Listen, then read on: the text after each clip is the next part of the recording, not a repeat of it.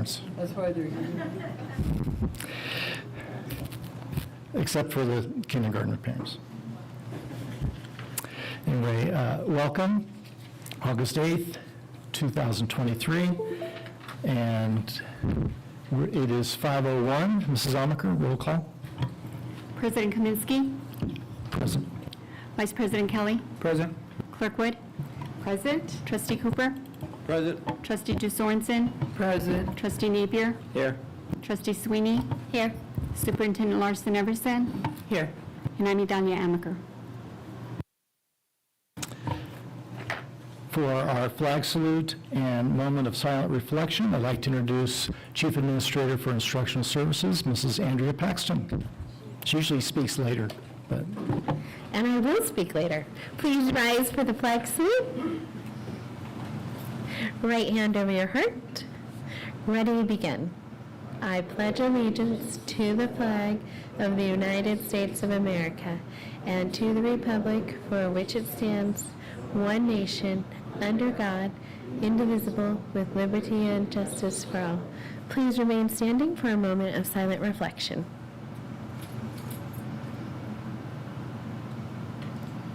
Thank you.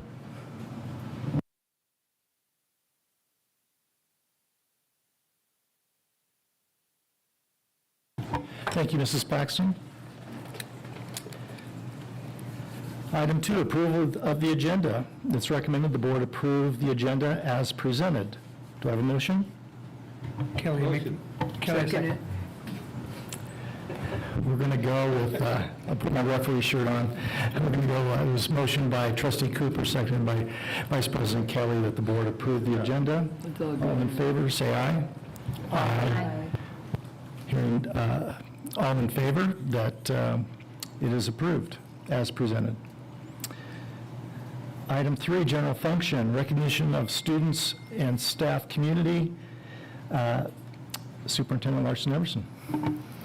Thank you, President Kaminsky. Good to see everybody this evening. Welcome back. Back, if you recall, in June, we did a recognition here in the boardroom for our top 10 seniors, and there was a miscommunication, and a few of those students did not receive a notification that we were doing the recognition here at the meeting. So we've been in contact with everybody and reached out to them and offered them all an opportunity to come back if they chose to or were available this evening. And we did have confirmation previously from Ms. Kaylee Kolsar, but unfortunately she called the office today at about 11:30 and said she wasn't going to be able to make it. Regardless, we are still delighted to once again recognize Ms. Kaylee Kolsar, and I will tell you just a little bit about her. She is one of our recent graduates, and she graduated as a top 10 senior with a GPA of 4.38. She will be attending Biola University, and she will be studying biomedical engineering. We're very proud of Ms. Kolsar, as well as all of our top 10 and recently graduated seniors, and we definitely look forward to hearing about all of Ms. Kolsar's future successes as she moves on to Biola University. So having said that, let's all wish her a congratulations. If I may, my daughter went to Biola University and graduated, so I made a point at the senior award night to talk to Kaylee afterwards, and I told her when my daughter was there, she majored in biology. I don't think they had biomedical engineering then. So anyway, and she'll be tearing up the soccer field, I'm sure. Absolutely. we Thank sure you, will. Superintendent. Continue. Welcome. Oh, we'll just move right into superintendent update. All right, sounds good to me. Sorry, but there's a lot to catch up on, so, well, I'm not going to say it's on the long side this evening. It's not on the short side. How about that? So, welcome everybody that's here. It's good to see everyone. And this is the traditional, bless you. I give an update at each board meeting, just filling everybody in on some of the key happenings and things that are going on here in our school district. So we'll go ahead and move on to the next slide. And we traditionally start the update with sharing good things, which is part of our Capturing Kids' Hearts program. And we're continuing to implement year 2 of Capturing Kids' Hearts. And those of you who have been here know that we do hoorays. I call the good things hoorays, so just for those of you who are attending in the audience, and some of you already know, that when we share a good thing afterwards, we all shout hooray. And to alleviate some workload on all of the site administrators, all the hoorays are coming from me this evening, but you can count on that at the next meeting we'll be returning to our regular pattern of having our site administrators and department admin come up and share their own hoorays with you. So let's get started. First hooray goes out to a big congratulations to Tehachapi High School and Monroe High School for their achievement of receiving a 6-year WASC accreditation. Hooray! All right, that's awesome. This is definitely a big hooray. Want to give another congratulations and shout out to the whole administrative team and staff over there. It's an incredible amount of work to prepare for a WASC visit. There's some little stress and anxiety factors that go along with all of that, and clearly they did a great job in preparing their application and preparing for the visit, and thank you to board members who also participated in the visit and the interviews as well, because as you can see, we got a terrific result. All right, we'll go on to the next slide. Wanted to share the hooray from our leadership advance that we just held on July 27th and 28th. Hooray! Okay, see, this is going to take some practice. We're going to have to get back in the swing of things. We had our entire management team gathered, which is over 45 people, for 2 days. And the team of our managers here in the district includes our principals, our vice principals, learning directors, department heads, supervisors, our school psychologists, our school social workers, and of course our district office administration. So during our time together, the management team spent a significant amount of time on discussions to reinforce our team values.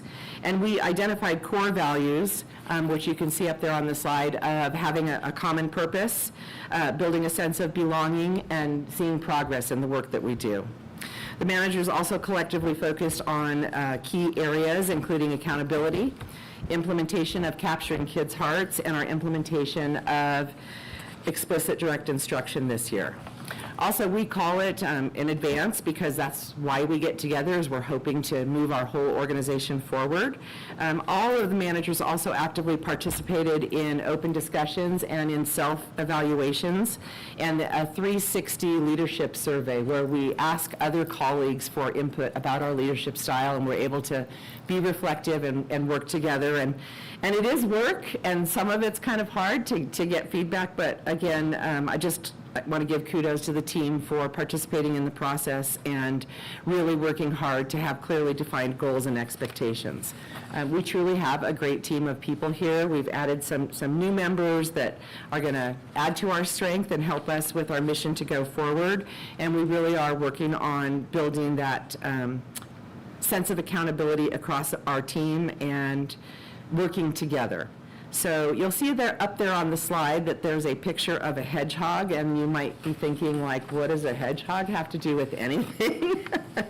If you're familiar with Jim Collins, it is an important symbol. There's something called hedgehog focus, and he describes it, when I say he, I'm talking about Jim Collins, as it's better to focus on doing one thing and not spreading our efforts out so thin.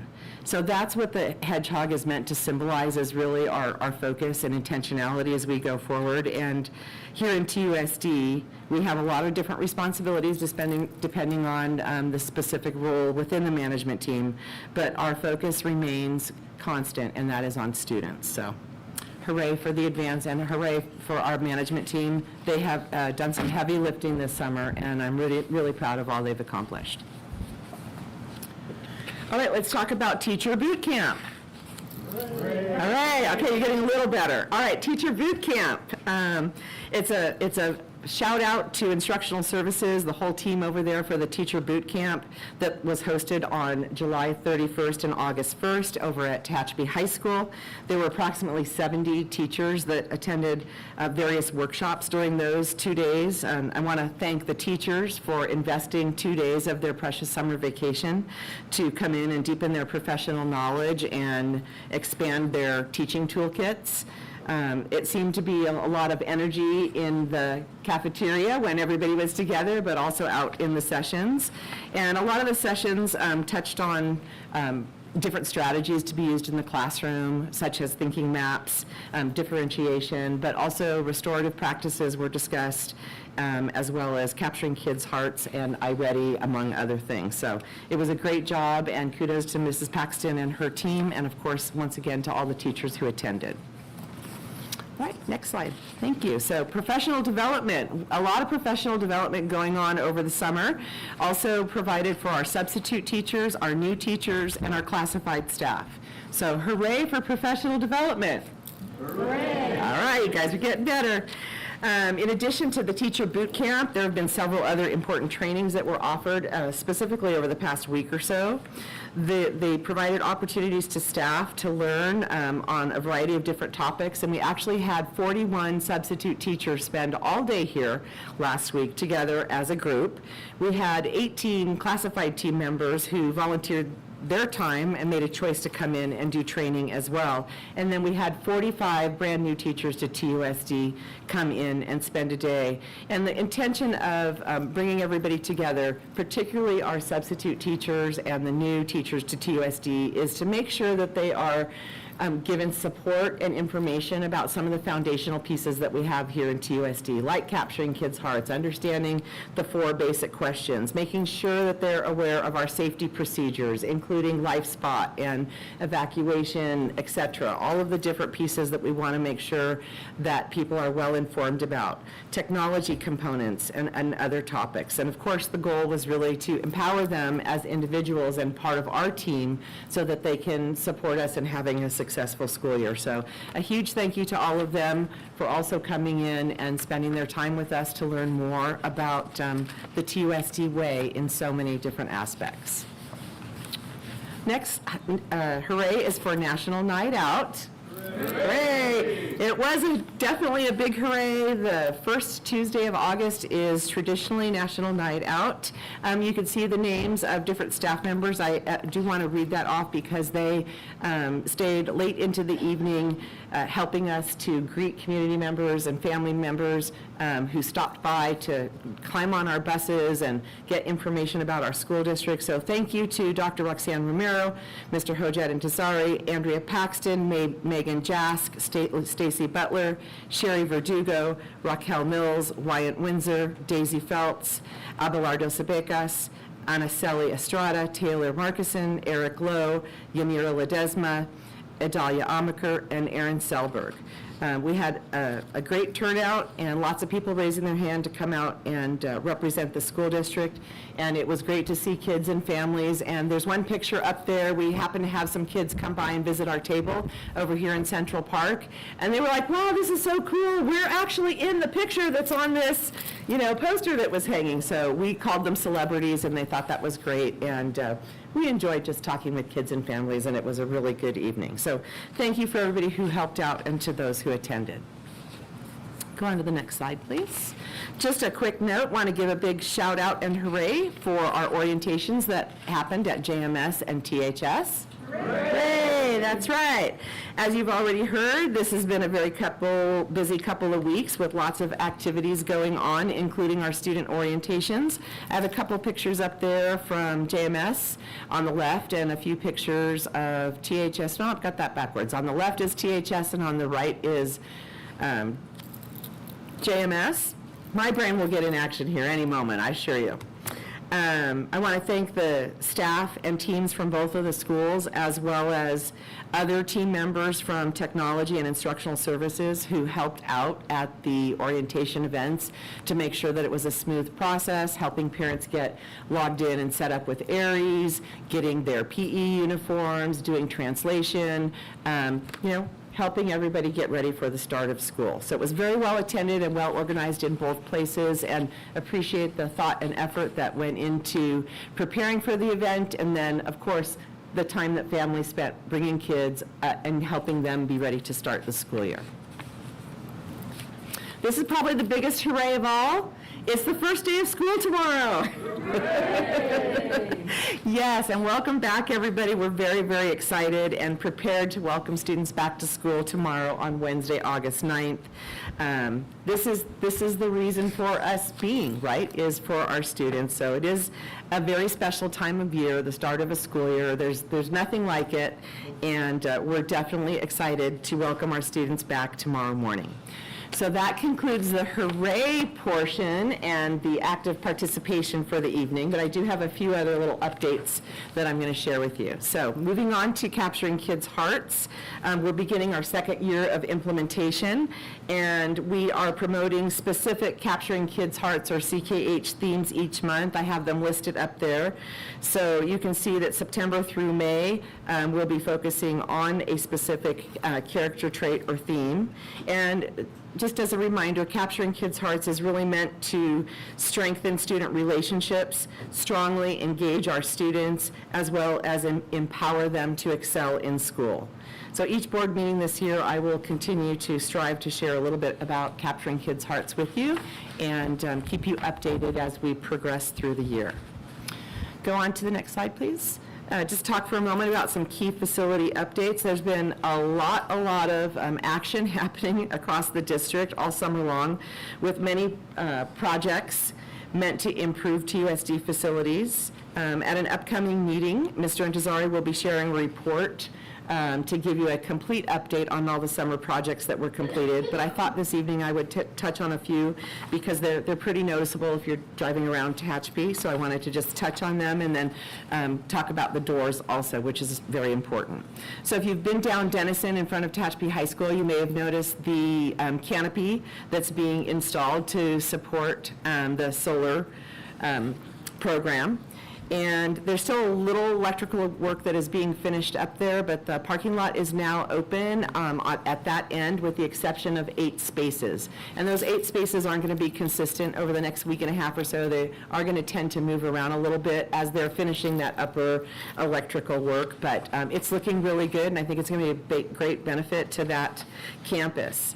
Also, a few other things. If you've been driving down Curry, you may have seen the privacy fencing along the playground there for the Tompkins kindergarten. That playground has been extended a little bit, and the privacy fencing is in place. I don't have that pictured up there, but I do have pictured some of the restroom dividers that have been, the partitions that have been updated. Those happen to be from Golden Hills, and that's just an example of some of the many different things that have been happening on campuses, in addition to air conditioning and carpet and all those different pieces that occur over the summer. And then that middle photo there is of Coy Burnett Stadium. There's been quite a bit of resurfacing work going on the seating, the concrete that is there, and I don't believe they're quite finished up, but we're certain, I'm looking at Mr. Intezari, we're really certain that they are going to wrap it up and have us all ready to go for our first home game. But we're really excited about it. It's looking good with the new fence and all the painting, and I know that our boosters friends are excited about that as well.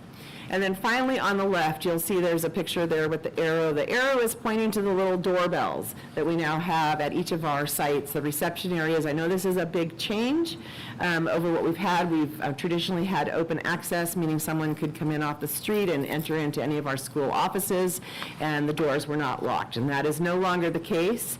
This has been a project that is about 18 months in the making to get all the correct wiring and door fittings and in some cases replacement doors for all of our school sites, so that now the doors are locked and they remain locked always. And when someone presents themselves to be a visitor, they do have to ring the doorbell or buzzer, if you will, and then staff will let those people who should be granted access onto the campus so they can be assisted by the office staff.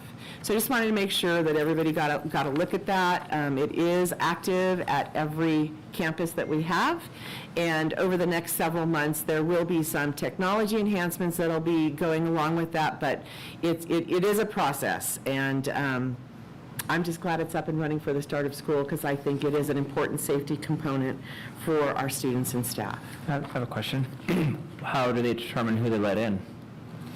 Well, they're going to, they have to give a visual. I mean, we're not going to know every single person who comes to our campus, but we all know that we can do a visual check of someone who's presenting themselves at our front door.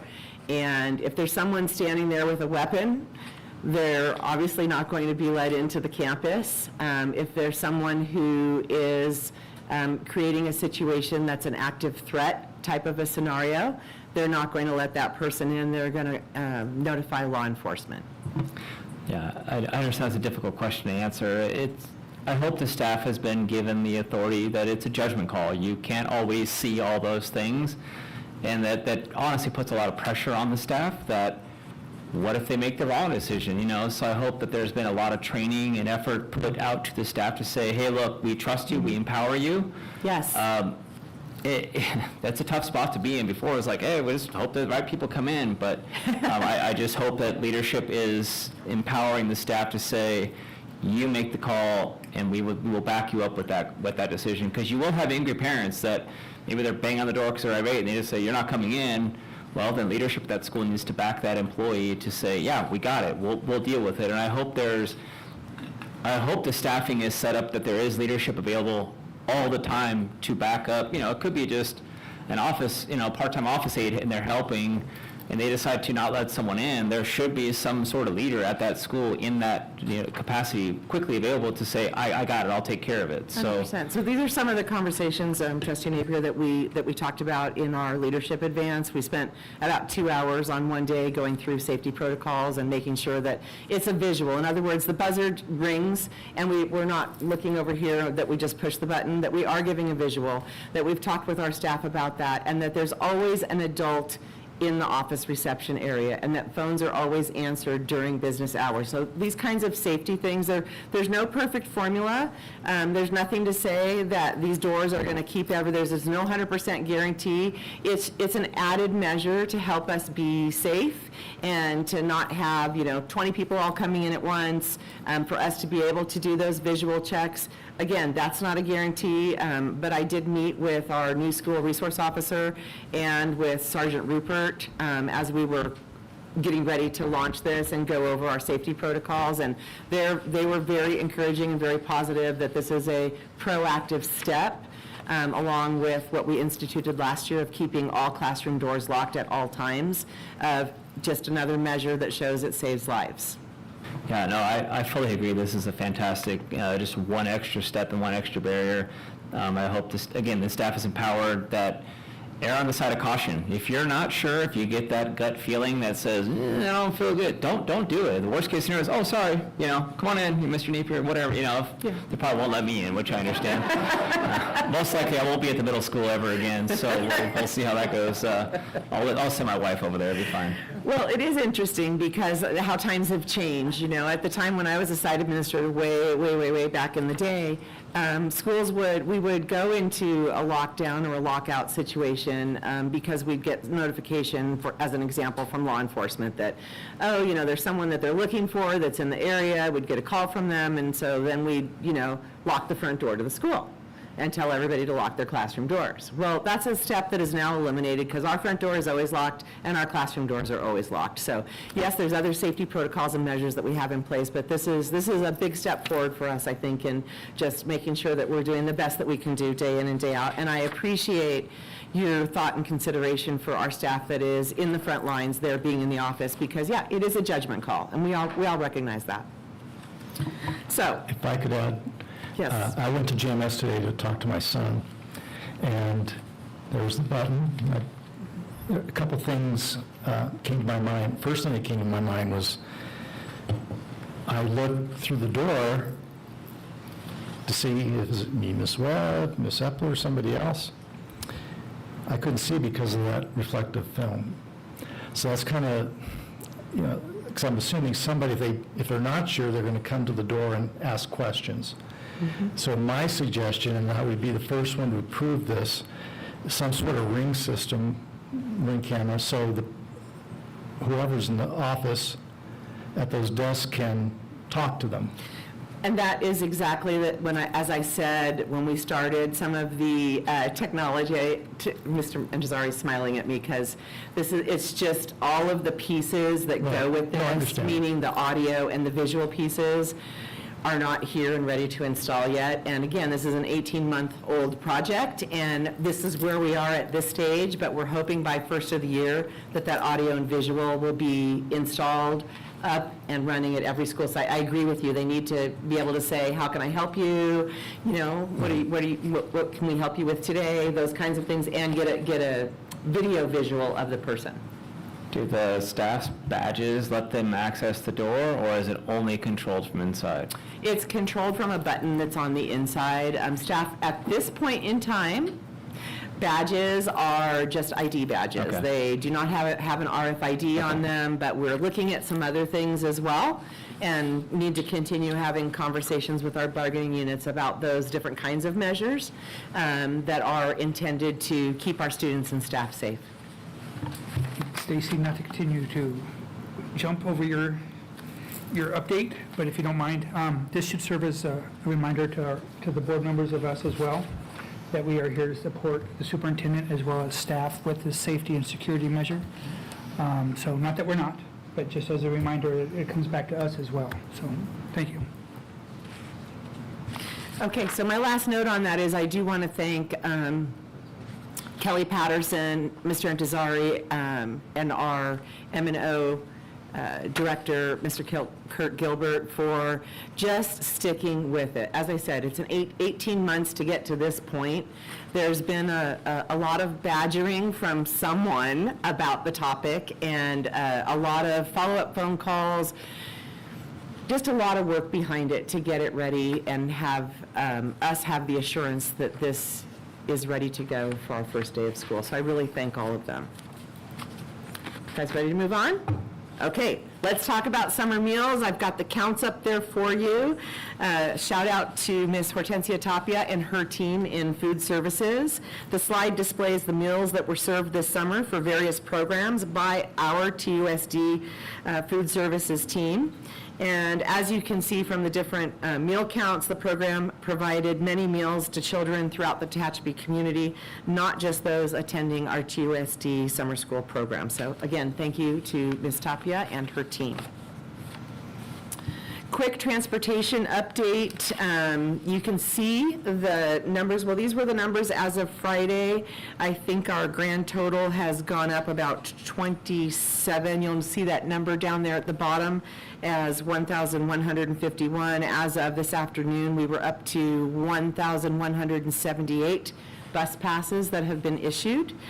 We did roll out a new method of obtaining bus passes this year, where parents were sent a survey via Parent Square, and they were able to fill it out electronically. They still needed to go over to transportation to get their bus pass, because bus passes are, the students need to show those as they board the bus in the mornings and in the afternoons, but it's just been a lot of heavy lifting by Ms. Denise Berry, our transportation supervisor, and a really great job of getting this all ready for the start of school.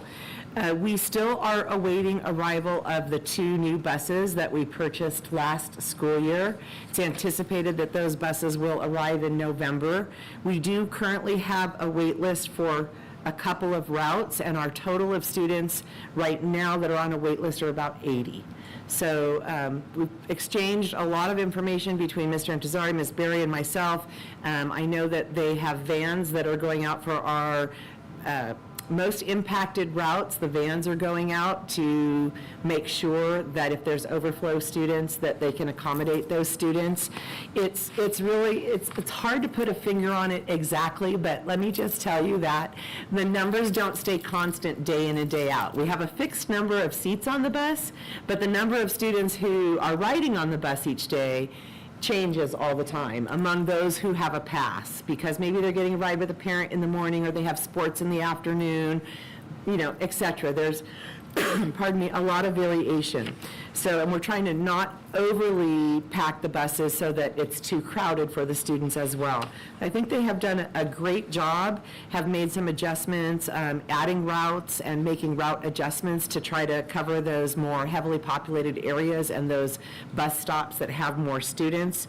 And I will keep the board and the community updated as we move along with the start of school. We'll learn a lot more over the next week or so with students getting on and off the bus and being able to see those patterns. And just as a quick reminder to everyone, our buses are going back out on the road tomorrow. When you see those flashing lights and the stop signs come out, we ask people to be patient, to, stop and let the kids get on and off the bus safely. This is really, really important. I know it sometimes people feel like it's holding them up, from getting to work, and it's very tempting to go around. Please, just remind your family members and your neighbors to not go around those flashing lights and stop sign. Those are out to protect our students and keep them safe, and our drivers are very conscientious. They are checking those rear view mirrors, and a lot of times you'll see them pull over, and they don't pull over and immediately put the flashers on and the stop sign. They wait for the cars that are already there to go past them before they engage those devices. So again, just asking everybody to use some patience, and let's hope that our buses get here soon and we can increase our capacity to provide more students with transportation to school. But that's where we are right now, is 1,178 passes and approximately 79 students who are on a wait list. And we'll know a little bit more after the next few days, and maybe some of those kids can come off the wait list and get a bus pass. That's what we hope. All right, let's talk for a minute about current enrollment. Well, since school hasn't started yet, I can't tell you for sure what the current enrollment is, but it says tentative on there. It's always really hard to know, because until the kids come to school and we're able to actually see who's sitting in seats, and it takes a few days, once again, for all of that to flush out. But these are the numbers that we're looking at. When we ended the school year, we were at 4179, and the latest and greatest information that has been provided to me by our technology gurus is that we are tentatively at 4316. And I say tentatively because sometimes there's families who have dropped or moved over the summer, haven't told us, or we have late enrollments. We have families that will be continuing to enroll throughout the school year, but particularly over the next couple of weeks, as not all school districts end their summer vacation quite as early as we do, but they also don't have as many snow days as we do. So that's part of our early start. So I will keep you posted on all of that. Could move on to the next slide. Want to talk about Say Something for just a minute. Back in June, Board President Kaminsky had added a future item regarding Say Something, and I wanted to give you a little bit of information about it this evening. And I also asked if you have real drill down questions that I'm certainly not going to be able to answer. I asked Mr. Lowe and Ms. Libatique to be available to respond to those as well. If you're not familiar with Say Something, it's an anonymous reporting system which was developed through the Sandy Hook project. And both JMS and THS are implementing the program and promote it with students. It's on both of the schools' websites, and it's part of the information that's shared with students by counselors and administrators. And there's a video on the right, which we may get to in a minute, that is shown particularly in JMS when they go over all of their Bulldog behaviors and, really talk to students about the supports that are available to them. So in particular, Say Something provides a phone number where information and tips can be reported anonymously 24 hours a day, and the caller is helped by a trained person on the other end, and they are highly trained, and they report the information that's incoming to them to staff as well as law enforcement as needed. And our staff, we have teams that are dedicated by site, have roles and responsibilities in connection to Say Something. And we're usually initially informed by a text and an email that goes out to those who are identified. And sometimes if it's an urgent matter, it's a phone call. And I've gotten many of those in the late hours of the evening. So just to share a little bit of data with you, and looking at the past 4 years of implementation, TUSD, just us as a district, we've generated 99 tips that have gone through Say Something, and 24 of those tips were from the last school year. Of the 99 total tips, 21, which is nearly 25%, have been related to suicide or suicide ideation.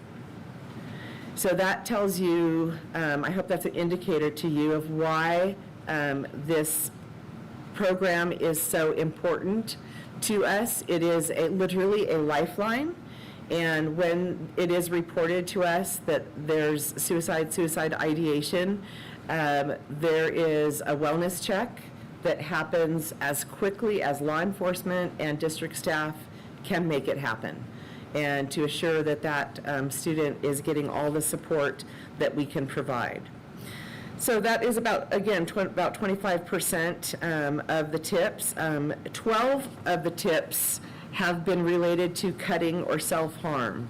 And again, I know that these numbers are a little bit scary, but I think it's very important to recognize that we do have, we're working with young people, and they're filled with lots of different emotions, and their brains are not fully formed, right? They have adolescence going on strong. So part of our job is to help keep them safe, and this is an excellent tool that I know Board President Kaminsky was instrumental in bringing to the district, and we continue to use it and will continue to use it because it provides this layer of support and protection for our students. Most of the time, it is another concerned student who calls the tip line to report what they're worried about to the tipster. And again, the tipsters are very highly trained. It's very structured and very organized program, and it really is a meaningful resource for us, and I strongly believe has increased safety for our students and for our staff. So having said that, if the board is willing, I know this has been a long report this evening, so I wanted to leave it to you at your discretion. There's a 2-minute video that's up there. We can watch the video so that everybody gets the information if I have consensus to do so. And that way everybody gets firsthand instead of from me. Good to go? Okay, thank you. Mr. McKay. So the anonymous reporting app, basically, you go in and everything's anonymous. Once you open the app, you go in, you set your own passcode, 4 digits or more, and then you can go in, you choose your school. You select a category of what you'd like to talk about. For example, if someone has threatened to shoot up the school or if someone's threatened to kill themselves, you can go on it and fill that report out. It goes to an operator that can help assess the threat level, bring in what resources are necessary, and help diffuse the situation. If someone's in danger and you don't want to physically tell someone, you can just go on it and talk about it. You get to talk to a person that doesn't even know you but understands what you're going through. App's completely free. You can download it, say something, no matter what it is. It's not just for suicide, it's for if your friend comes to school and he has bruises on his arms every day, you can report that, you can get him help. It's a way for kids to feel like they're helping, because in today's world, kids do everything through their phones and through apps. Because of the anonymous reporting app, many people are now outspoken, many people are now giving away their thoughts, and more people are now getting the help that they need. There was someone that was really close to me that talked about suicide at one point, and I did not like that, so I went to the app and reported about it. So there was a bullying one time. I had like my friend said, this person's going through something. So I reported it on the Say Something app, and I got a real person to talk with to help him. And it seemed like it actually helped, because ever since he's been thanking me to this day. I know that students have been reported on the app and they haven't necessarily been happy about it, but they will own up to it and they will say, yeah, I do have a problem. And I think that's something that we didn't see before we had the app. If we can save one life, all of that is worth it. It could do nothing but help. The program will help your school. The program will make you feel safe. Thank you, Mr. McKay. So that's just a little bit about it. We have more resources now than we've ever had as far as supporting students' social emotional needs. We have a school psychologist assigned to every site. we have a social worker for every site, and we have a intervention specialist at every site. So in addition to the Say Something app, there's a team of people, including our counselors at both the middle school and high school, and those jobs that I just mentioned, in addition to teachers, staff, administration, all forming a supportive network for students. And this is a key piece of letting us know when we have a student who is truly struggling. So I'll stop there and just to see if you have any questions for Mr. Lowe or Ms. Libatique. Good to go? Okay. I warned you it was a little long tonight. All right, we'll go on to the next one. Just a quick reminder, Sipping with the Soup is back. Well, it will be back on September 5th, back at Conan's. Well, I'll be there from 7:30 to 10. I'm usually joined on these monthly open conversations by a board member or two, so I would encourage any of our parents or community members who'd like to sit down and chat, have questions about the district, comments or feedback to please join me. It's always a good time, always very interesting conversations. All right, here in the boardroom, I'll direct your attention over here to the bulletin boards, and I'm going to introduce Mrs. Andrea Paxton, our Chief Administrator of Instructional Services, and she's going to talk for a moment, and we'll switch to the other PowerPoint so she can share with you the theme that they built on the bulletin boards.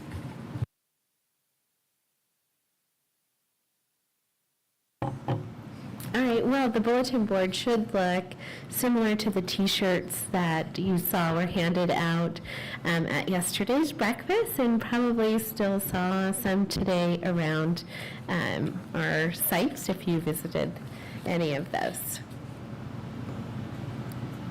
So this is our team in instructional services. We have 2 language assessors, Mari Anaya and Josephina Figueroa, and then we also have our student information systems manager, Mr. Dan Irwin.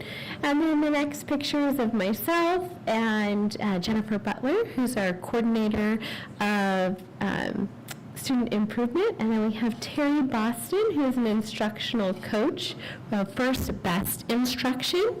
And then Megan Jaskey, who joined our team last year, and she's a district instructional coach of English Language Learner. And then on the very bottom corner, we have the person who keeps us all in check, our secretary, Yanira Ledesma. And when Stacy was talking about all of the boot camp and professional development, that really, a lot of heavy lifting went to Yanira because she made sure everybody was fed, everything was organized. So she does a fabulous job for us. Okay, so focus of 23-24. So just kind of, we're going to talk about kind of where we've been and where we're going. But our goals for this year in my department is really to improve student learning. Last year we reviewed academic achievement metrics for students on state testing and local measures such as iReady. And we all agree that our students and our staff have tremendous work to do in order to meet the needs of our students. And our primary focus is to increase student achievement. In order to improve academic outcomes for students, we are focusing on providing quality professional development that improves effectiveness of instruction. As a district, we are committed to using the explicit direct instruction EDI model to deliver effective lessons in class.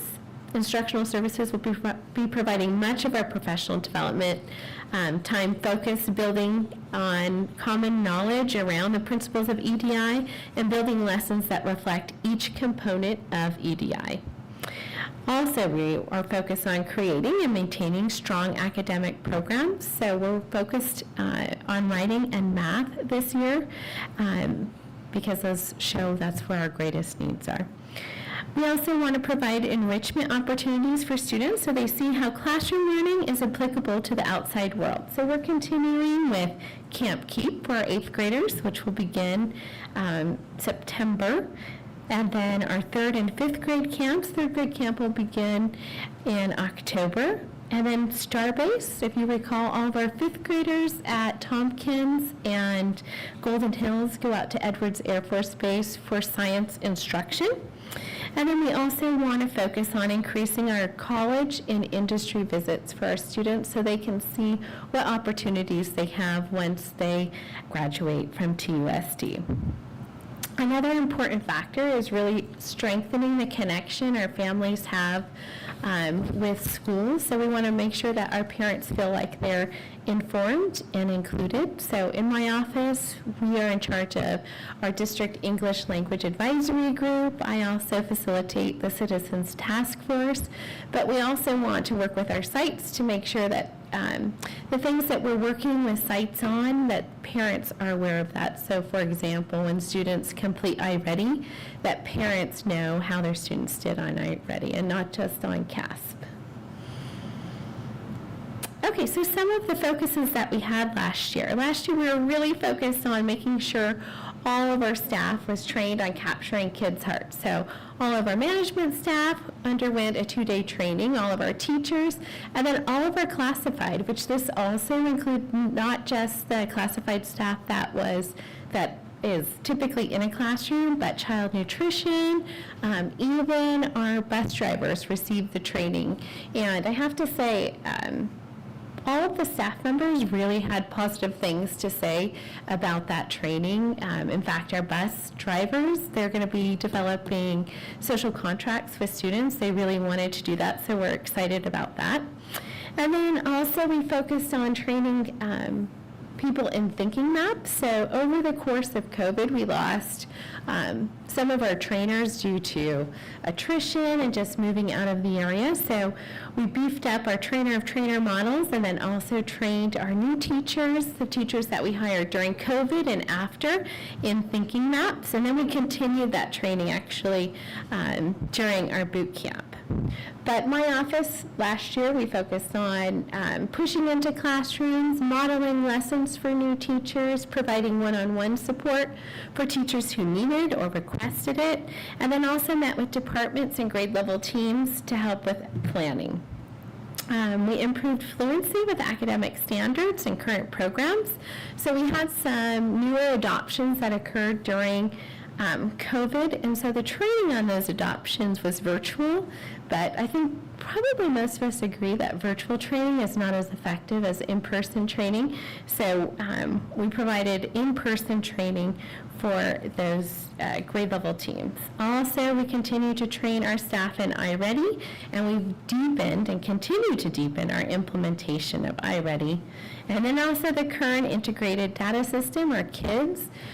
We work very closely with kids, and so my team, we meet with kids regularly, and kids, they're always developing new capabilities, and so we're one of the first districts to adopt and implement KIDS to the degree that we have, and so they like working with us, and so when they have something new, they always reach out and ask if we're interested in. And so we have some new things that we're rolling out this year. Also, we wanted to focus last year on increasing student motivation for achievement. So last year, when it came to state testing, we went and pushed into classrooms to engage students in goal-setting activities. So to see, how have you done in the past? What do your scores mean? And where would you like to see yourself? And what do you need to do in order to do that? And it was really interesting because a lot of students, they really, they didn't know how they've ever done on state testing, and we heard a lot of, wow, I did better than I thought I did, or I'm so close to, this. So it was a really nice exercise for students to engage in, and we heard from teachers that they'd like to replicate that activity in the future. So we hope that that does happen. And then the last one is improving academic materials for students. And we've done some new adoptions, and we're continuing to do some new adoptions this year. So moving forward to the 23-24 school year, we have professional development scheduled for all of our early release training. So we'll be at secondary, the first early release throughout the year, and then our elementary sites for the second early release each month. And again, we'll be focusing on explicit direct instruction. Here at the district office, we have workshop Wednesdays planned, so teachers will have the opportunity to select professional development opportunities and be compensated for those after school hours. And then last year, we started doing GATE training throughout the year, and we're going to continue with that. GATE training is an excellent opportunity for teachers to learn different ways to differentiate in their classroom and deepen student learning. And then also last year, we had new teacher support meetings, and so we're going to continue with those, and we welcome any teacher who feels like they need support to attend. They don't have to be new this year. They can come and, if they can see what we're offering or what we're focusing on, and if they feel like that's a need for them, they're more than welcome to come. Last year, I discussed that we have our sites that are have action plans, so we're really focused on data, and my office will be meeting with each site leadership team every 4 to 5 weeks to go over how things are going at their site, looking at their data, seeing if any of their plans need to be tweaked in order to address student needs. Again, we're continuing with all the camps. Like I said, we have Camp Keep is coming up really, really quick. Our first group is September 5th, so that's just right around the corner. And then third grade camp at Mountain Park begins in October. But we continue to focus on implementing of the tenets of capturing kids' hearts and then training on the 5 components of EDI so that our staff has the common language on the components of a well-organized lesson plan. And then just on my last slide, I have a quote, because I think this just kind of sums it up on what instructional services really would like to do this year. So the quote is, "Success is a sum of small efforts repeated day in and day out." So I selected that quote because really we're just focused on everybody having the same language, the same goal, and being really consistent, very much like our hedgehog focus. So that is all I have for instructional services. Thank you, Mrs. Paxton.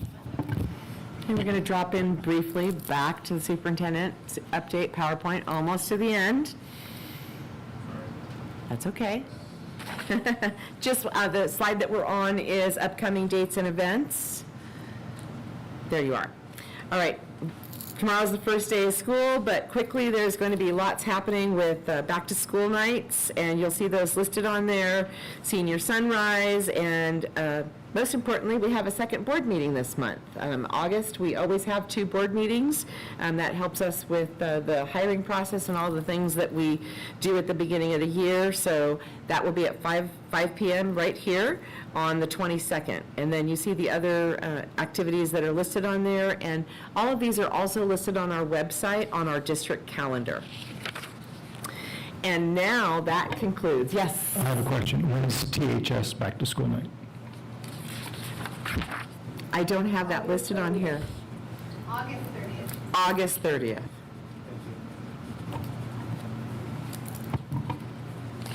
Thank you, Ms. Libatique. Again, if you visit the website on the calendar link, just go onto our website platform and click on calendars. It's all color-coded there so that you can see which events by the color and the date for each school. All right. Having said that, now that concludes my update for this evening, and thank you for your patience. Thank you, Superintendent Larson-Everson. TAT update, Ms. Bowman?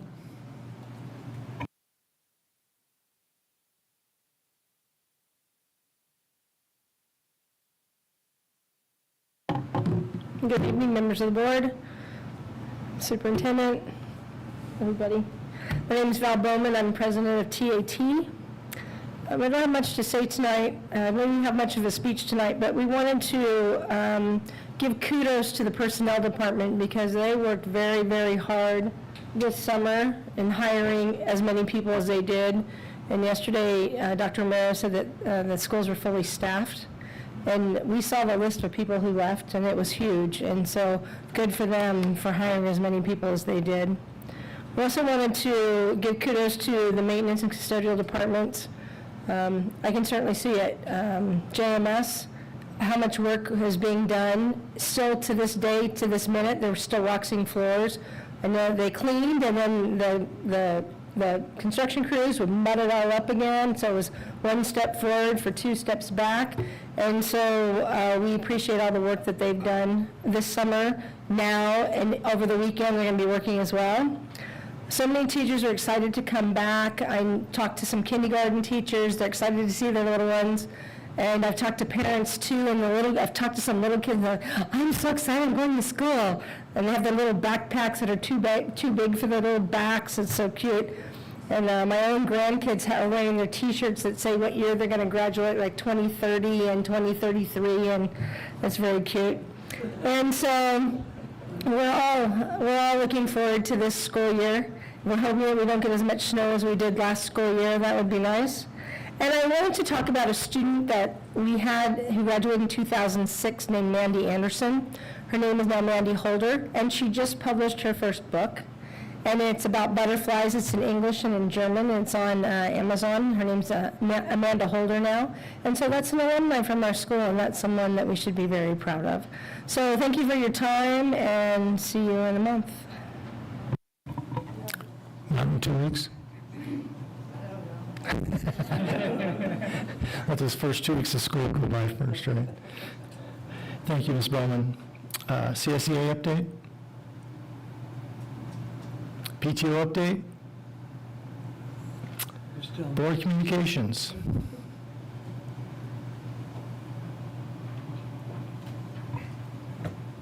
I'll give you first. No, you talk about it. Okay. Clerk Wood and I went to the Welcome Back Monday morning. It's kind of early for us retired folks, but food service did a great job, superintendent did a great job. They all did. They spoke briefly. Thank you. And the turnout was outstanding. There was a huge crowd, and had a good time. And Clerk Wood and I, we got, myself, I walked home and didn't have to go to work, so I liked it. I didn't walk home. I got a rock in my bag, and I gave it to Adalia. It's today.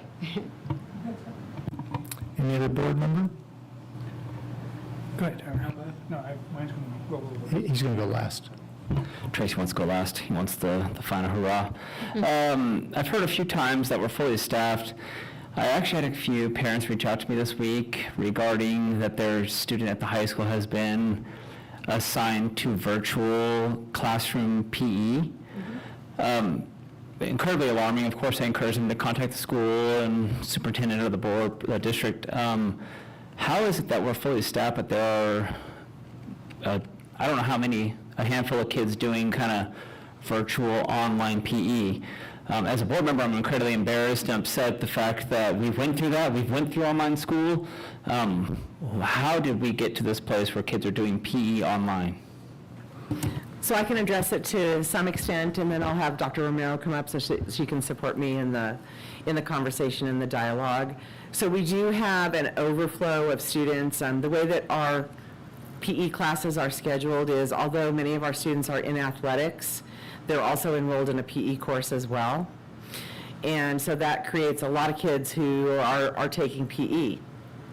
And when we have an overflow of students that's just a few periods, we would be hiring a PE teacher, staffing a full-time teacher when we don't have a full caseload of students. So part of what happens over the summer is we're trying to prepare a master schedule, hoping that that master schedule is going to be a fit for the students who actually show up at the beginning of the school year. And we won't know that yet. I mean, we'll know for sure when tomorrow arrives in the next few days, because not all the students who will be with us are going to be here even this week. So there's a lot of movement that happens. As a district, we post preps for teachers as we see that openings are happening. Some of those preps have been already posted. Some will get posted. In other words, teachers have a preparation period, and if we need to add an additional class, we'll post a position that they can choose to teach during their prep period to cover that class. And going into the start of the school year, it looks like we have I believe it's 2 periods of PE that is not even a half-time teacher. That's less than half of a teacher, that we may have overflow in PE. And so for the time being, those are assigned to our Edmentum platform, which is not virtual learning like the student is at home doing it. They're still at school and they're supervised, but it's all of the educational pieces that belong within the PE course. So as we go forward, we'll have to figure out if that's the accurate number of students based on those that we're serving, and if we have people who are doing prep buyouts, et cetera. So it's really hard to know at this exact point in time how it will resolve itself, but that we are resolving. So what you've heard with Dr. Romero saying is all of the full-time and part-time positions that we posted for classroom positions have been filled.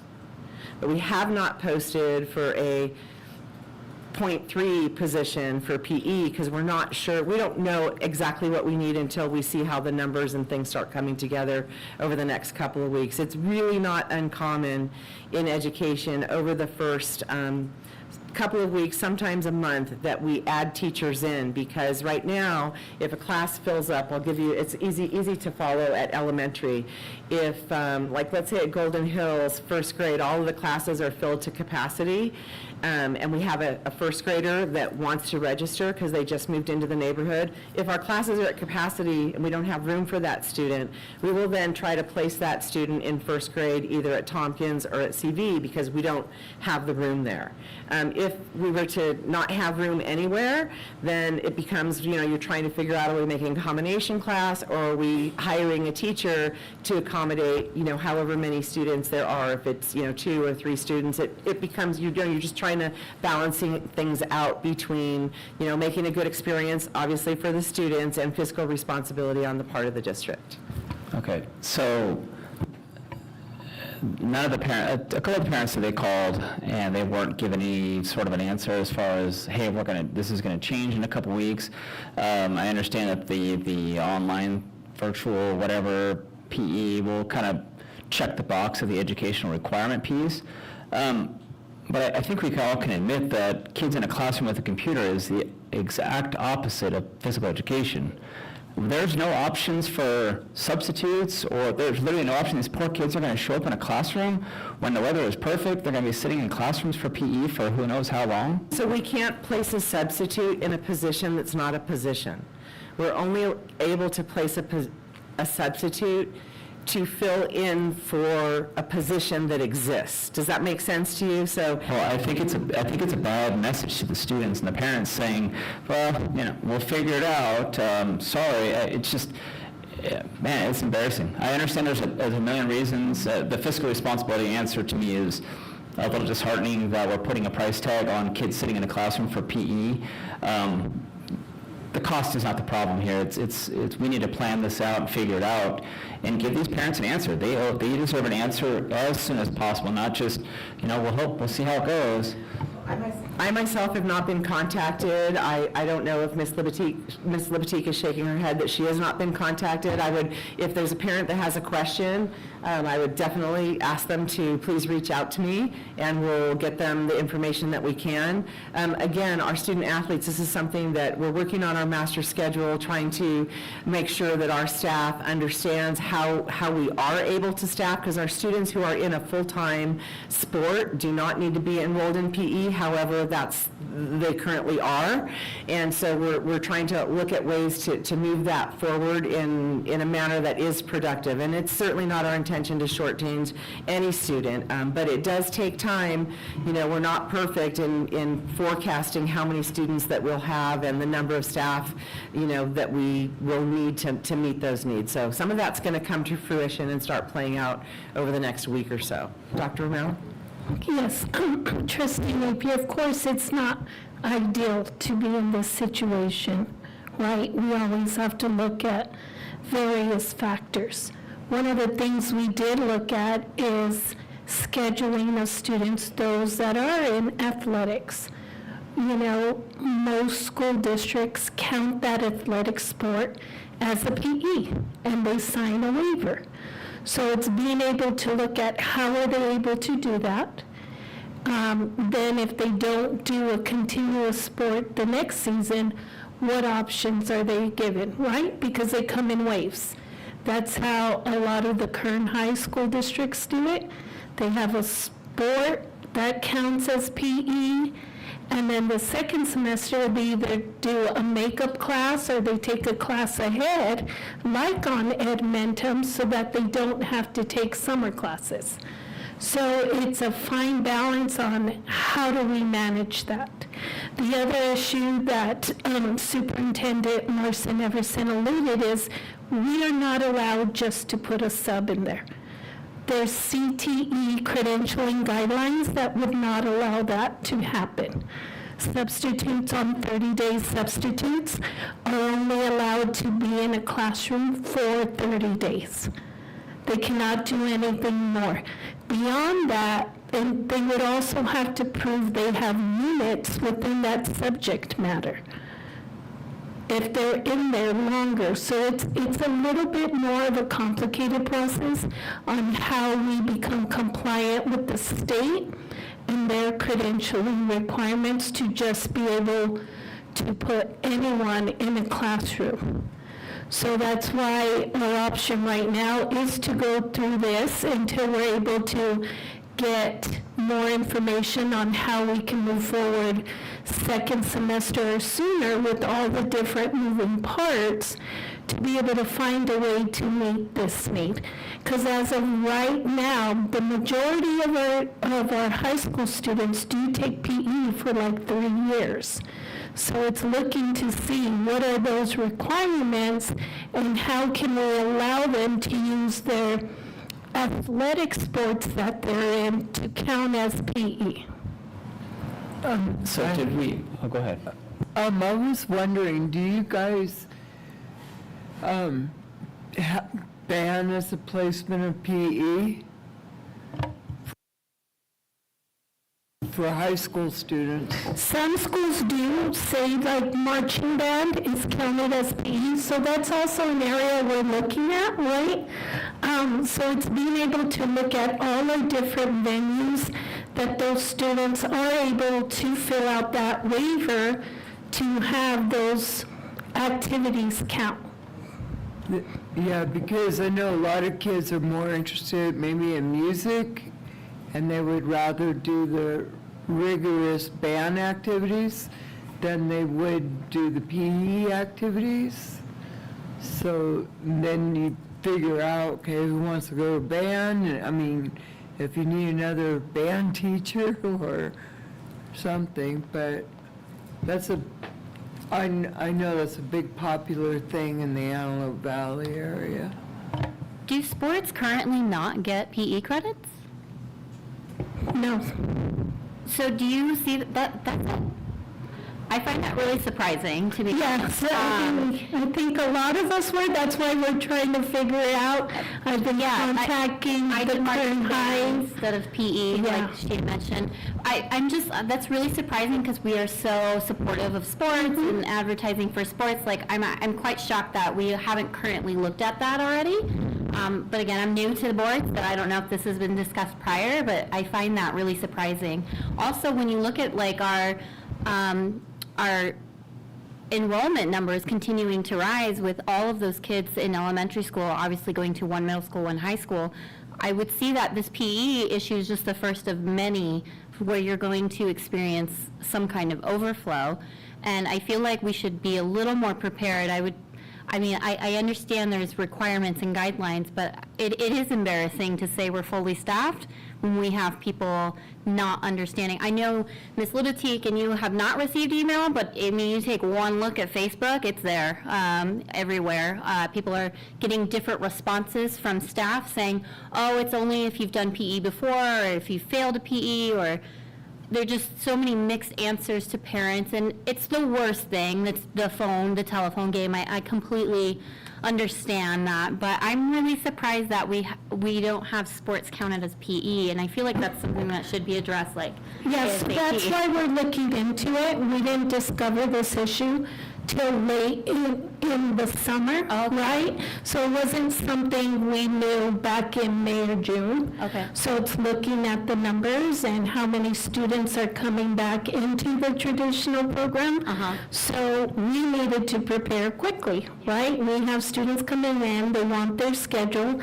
It is something that we're looking to in the future. I'm in contact. I have friends that are counselors in Kern High School asking them, how do you do this? How do you work this out? What happens? And so we just couldn't get it immediately turned around in 2.5, 3 weeks, right?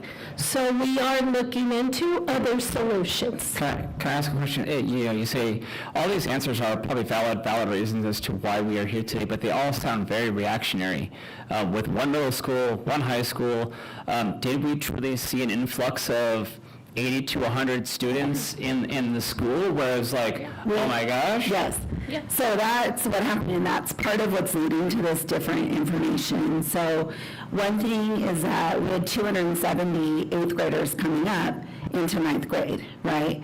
Our sophomore class is 330 students, so that was 60 less students from the year before. When we left, I mean, I never left, but when other people left,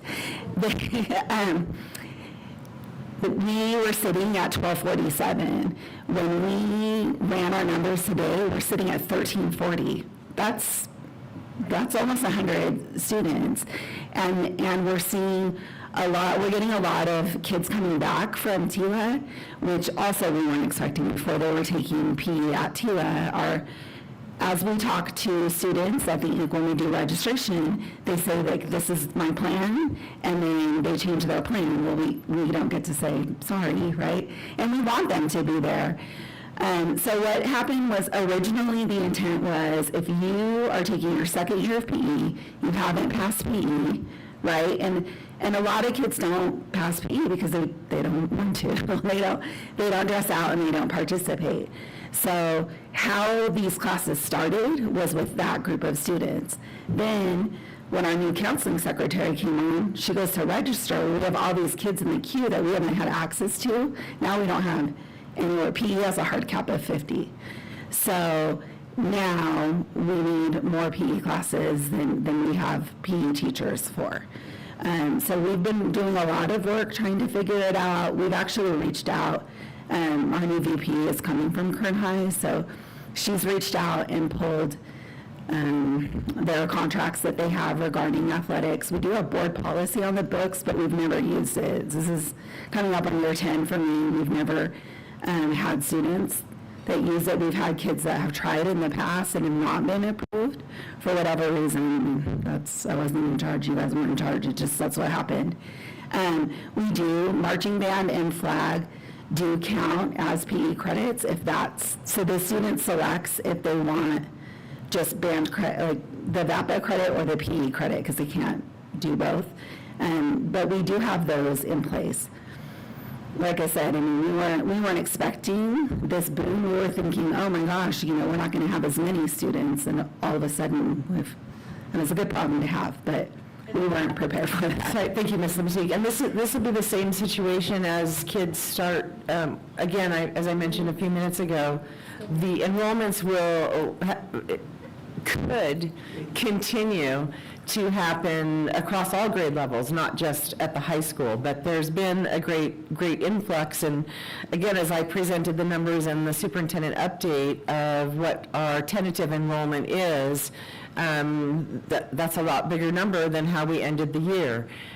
But best practice in our world is we think those are the numbers, but then we validate that those are the numbers as the school year begins. And if that's who we have and we're here to serve, then we will continue the work of trying to add additional staff, whether that's PE teachers, in addition to other positions that we may need to fill, like additional elementary teachers or additional single subject teachers at the secondary level. But it's just a moving target at this moment.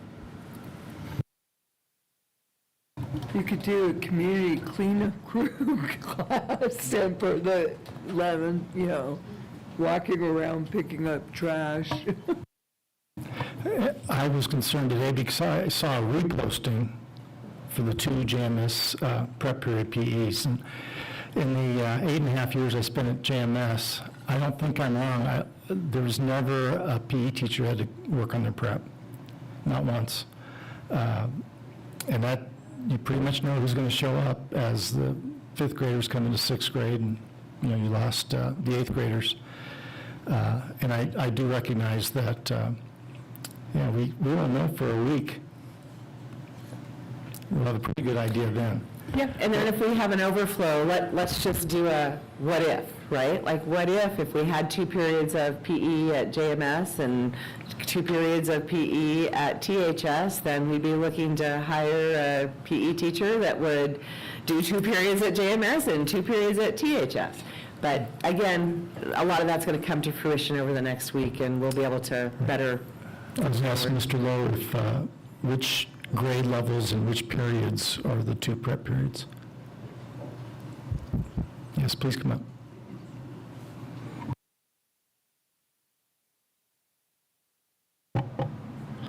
One is a 6th and one is a 7th to 8th combo.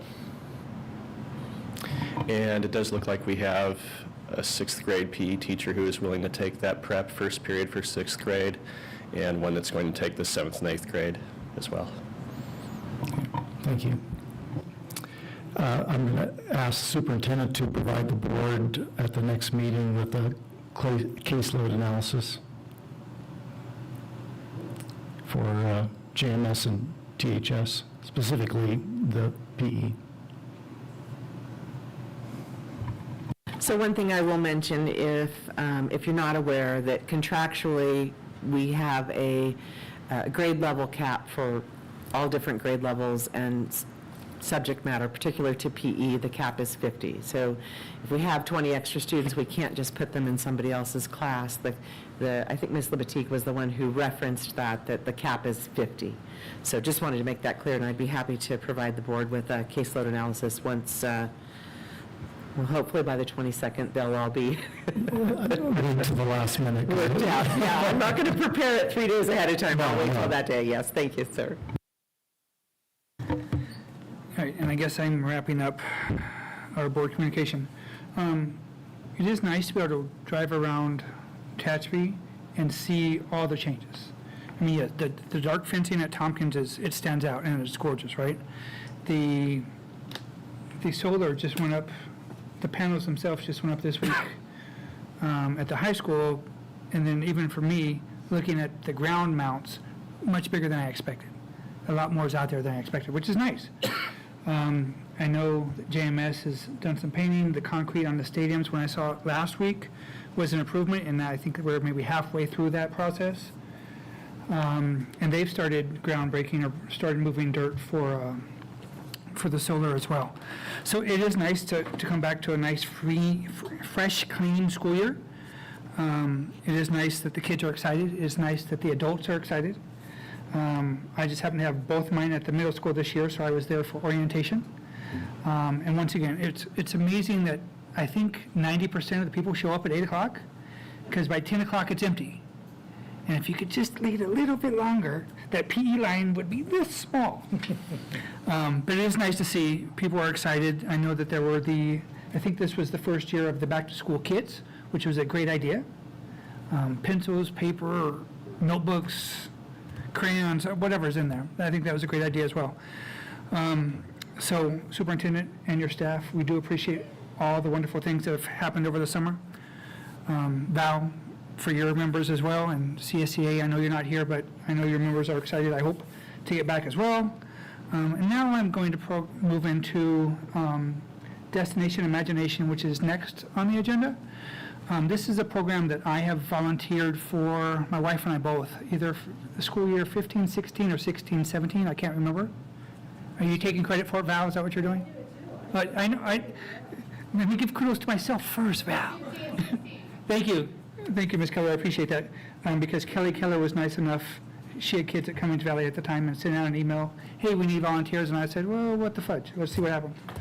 And I've still been there. With that in mind, I'm not directing staff to do anything. I am hoping that a staff member will take what, give me a second, Gary McBride and Neil McMahon bring up, and we can move forward with something. I am here as both a parent and a board member to do what I can to help with that process. And with that, I'm going to turn it back over to the president. Thank you, Vice President Kelly. We have the next item before we get to the presentation is public comments by Philip Bangelsdorf, Kelly Keller, Grace Keller, Mano Lujan, and Becky Miller.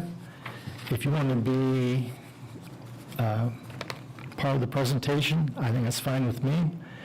Or if you want to wait to public comment, then you're under the rules of 3 minutes. So.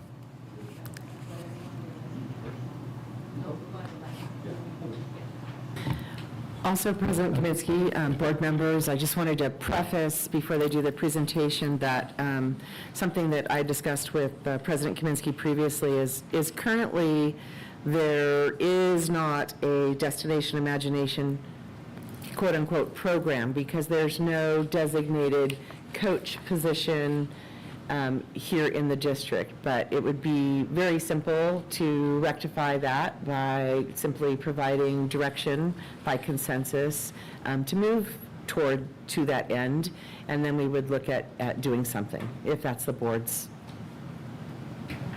I just have a concern being as Destination Imagination, and DEI is usually standing for direct instruction, that the terminology or the wording can get confused to somebody, especially if somebody was a new teacher.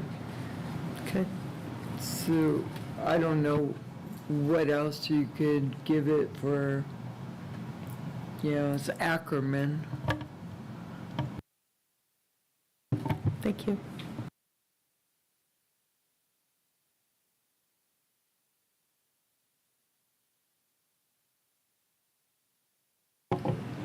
There you go. Awesome. Perfect.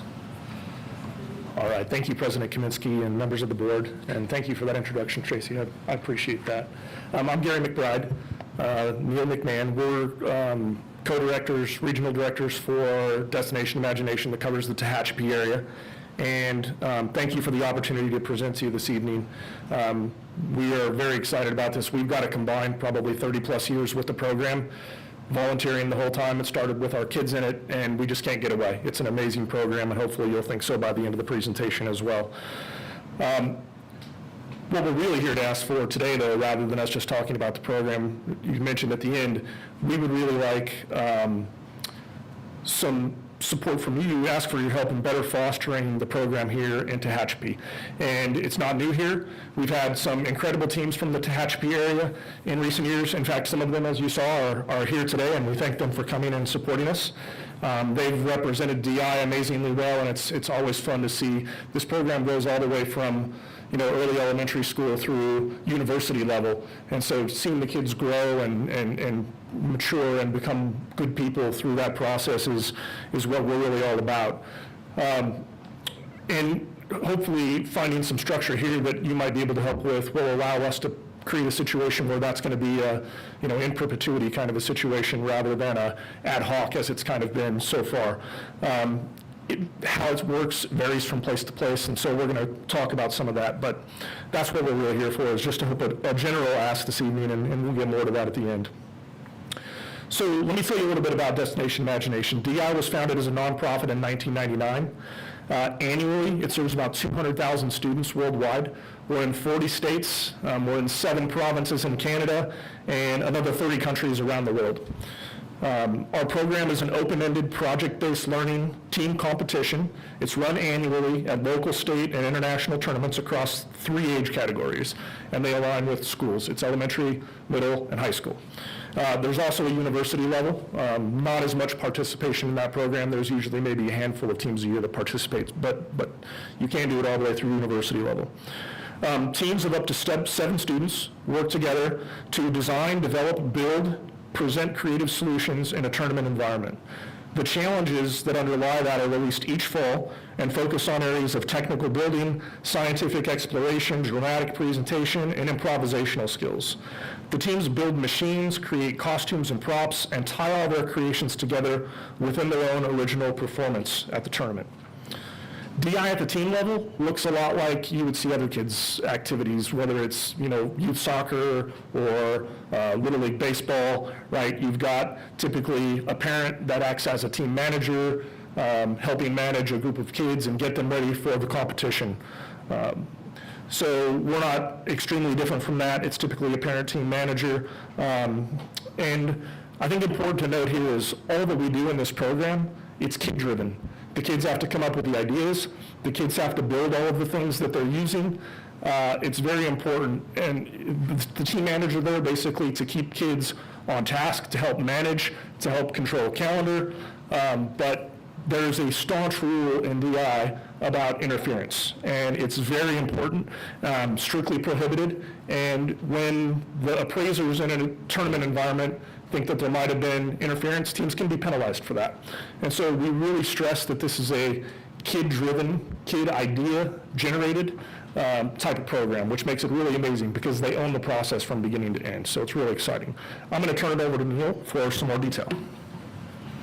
Thanks, Gary. So I'm going to attempt to kind of describe what's really at the heart of this program. Gary gave you kind of a very high-level tactical summary of it, and Tracy, I know you've been at this program. It's very difficult to explain this in 10 minutes, so we're doing our best. And you'll see we've got scripts because if we get going, we'll be here for 5 hours talking about this. But really in trying to describe what this program is about, we were kind of figuring this out and really thought we would just borrow from your district's mission statement, because I think it does a really good job of this, and it talks about how you seek to help children to develop knowledge, skills, and character. And we agree completely. I think that's really what this program's about as well. And it's kind of interesting, as kids get into this program, they're really encouraged to explore. They're really encouraged to take on what we call enthusiastic risk. They're supposed to go into places they don't know about and explore them and learn about them. And obviously when you get into knowledge, that leads to skills. That kind of becomes this really interesting loop. And, I was thinking about it on the way up here. That's similar to a classroom, right? The more that kids learn, the more that they gain skills, the more that they can learn, the more that they get excited about learning. It's really the same thing here.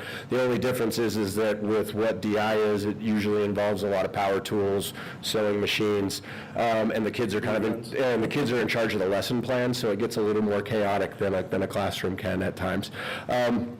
But that skill set is not just limited to knowledge, right? It's whatever these kids want to pursue, because as they develop their solutions for these challenges that they have to take on as a team, they can pursue wherever they want to go. They may want to learn how to wire up some type of prop that's going to move automatically, or they may want to learn how to sew, or they may want to learn some type of artistic skill, or maybe it's welding, maybe it's general construction skills. There's a million things that these kids will pursue and learn and kind of make as part of their own being. And the thing that most excites me when I watch that loop start to happen is that they start to believe that it doesn't matter if they know it or not, because they're going to be able to figure it out.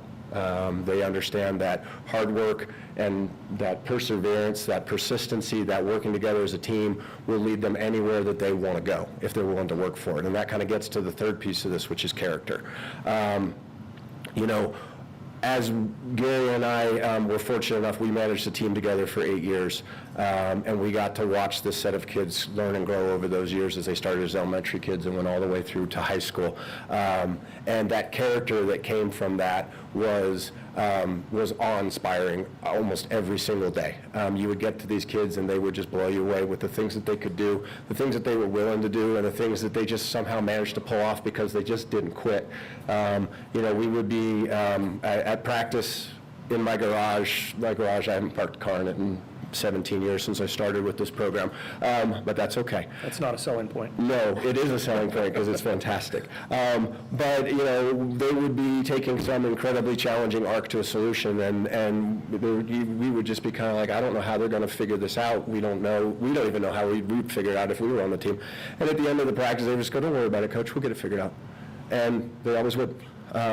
So that character, that belief in themselves, and that enthusiasm for gaining the knowledge and growing skills, that's really at the heart of what this is about. It is, you know, it's kind of through and through, and the way that the kids are encouraged from start to finish to take their own path, to really explore, and to kind of do it the way they want to do it, is really incredibly empowering for them. And the more that they find some success along the way, the more they want that, you know, they want that feeling of figuring it out, of being successful in building something. So that's really at the center of this thing. So. Yep. I'm gonna tell a quick story while we're on the character topic of a fifth grade team. All fifth graders obviously competing in the elementary division.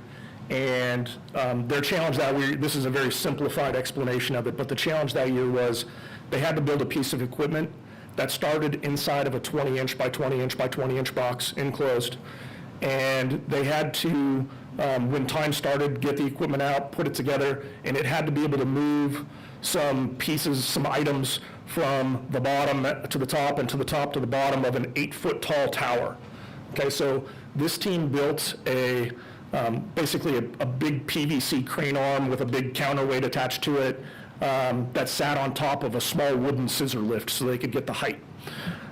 So they got out of the box, they got everything assembled, everything was going well. As soon as they started moving it into position, the PVC piece that was the crux of the whole thing, it all shattered. Pieces went flying everywhere across the room. The reaction was crazy. There was a pretty big crowd. The crowd, you know, was a group groan. The team managers were close to crying. Some of the parents did cry.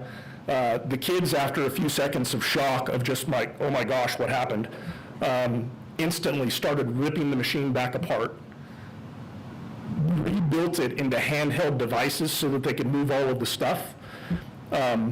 Somehow they got all of the pieces moved within the 8 minutes.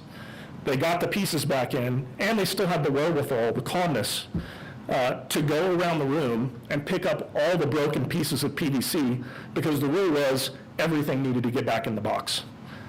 How they even remember to do that, I can't imagine. But that was one of those things where, if you want to talk about character development, that was a lesson in character development on the fly that neither those kids nor anybody in the audience is ever going to forget. It was just a remarkable moment. Can you tell Gary was there that day? Yeah, it still brings me to, you get emotional about that. May I ask a question, please? Yeah, of course. Do you have separate programs, or do you do inclusion for special needs students?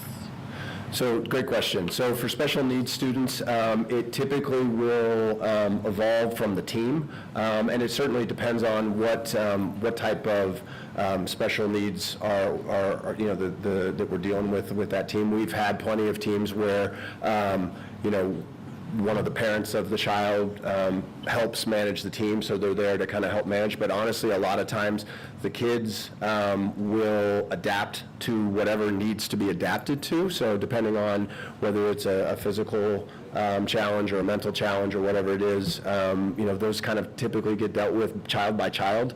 I know we have seen some very successful teams with kids who you know, who do need extra help, and that's perfectly allowed within the rules, and it's actually quite encouraged. What would you say for the percentage of special needs being inclusion in participating in this program? I've never seen us track the stat, but I mean, to be perfectly blunt, I'd probably say about 10%, quite frankly. I think there are some teams that will kind of have kids gravitate that maybe have some challenges, and maybe there's a parent who's particularly dynamic and is more than willing to kind of take that on. Usually it's a parent of one of those kids, and so, yeah, we see that quite, it's I wouldn't say it's the majority by any means, but it's fairly frequent where we have kids of varying degrees of special needs that are on the teams. Can I tag on to that? I was a judge. Mrs. Keller made me an offer I couldn't refuse. And thank you. And I was principal of GMS at the time. And so I drove down to Redlands early on a Saturday morning. And I noticed the teams that came out. And I noticed one girl in particular that was one of my students that was special ed. And I knew that only because I knew her. And I was glad to see her. She also had behavior issues. You'd never would have known it, watching her participate in the teamwork. What I like about Destination Imagination is that it's not as structured. You were saying the kids have to, and so they feel more free to be creative. And 100% correct. And I, kind of the next piece of my notes that I wanted to make sure everybody knew is that this program, in addition to being completely inclusive, it actually, from what I've seen in the world, this actually goes way past that, because this program is built to give every participant a place to shine, because you need so many different skills within a team. You need to have people who can do, dramatic presentation. You need people who can ideate. You have people who can design, people that can create, whether it's building props or making costumes, or whether it's machinery that you're building that does things. Everybody has a place to bring a talent into the middle, and the team needs that. And that drive actually bleeds through into the volunteers that are in this program. I think you could probably get a sense that we kind of like this a lot. We are not unusual in this program. The volunteers that spend countless hours running this program, we all believe in this, and we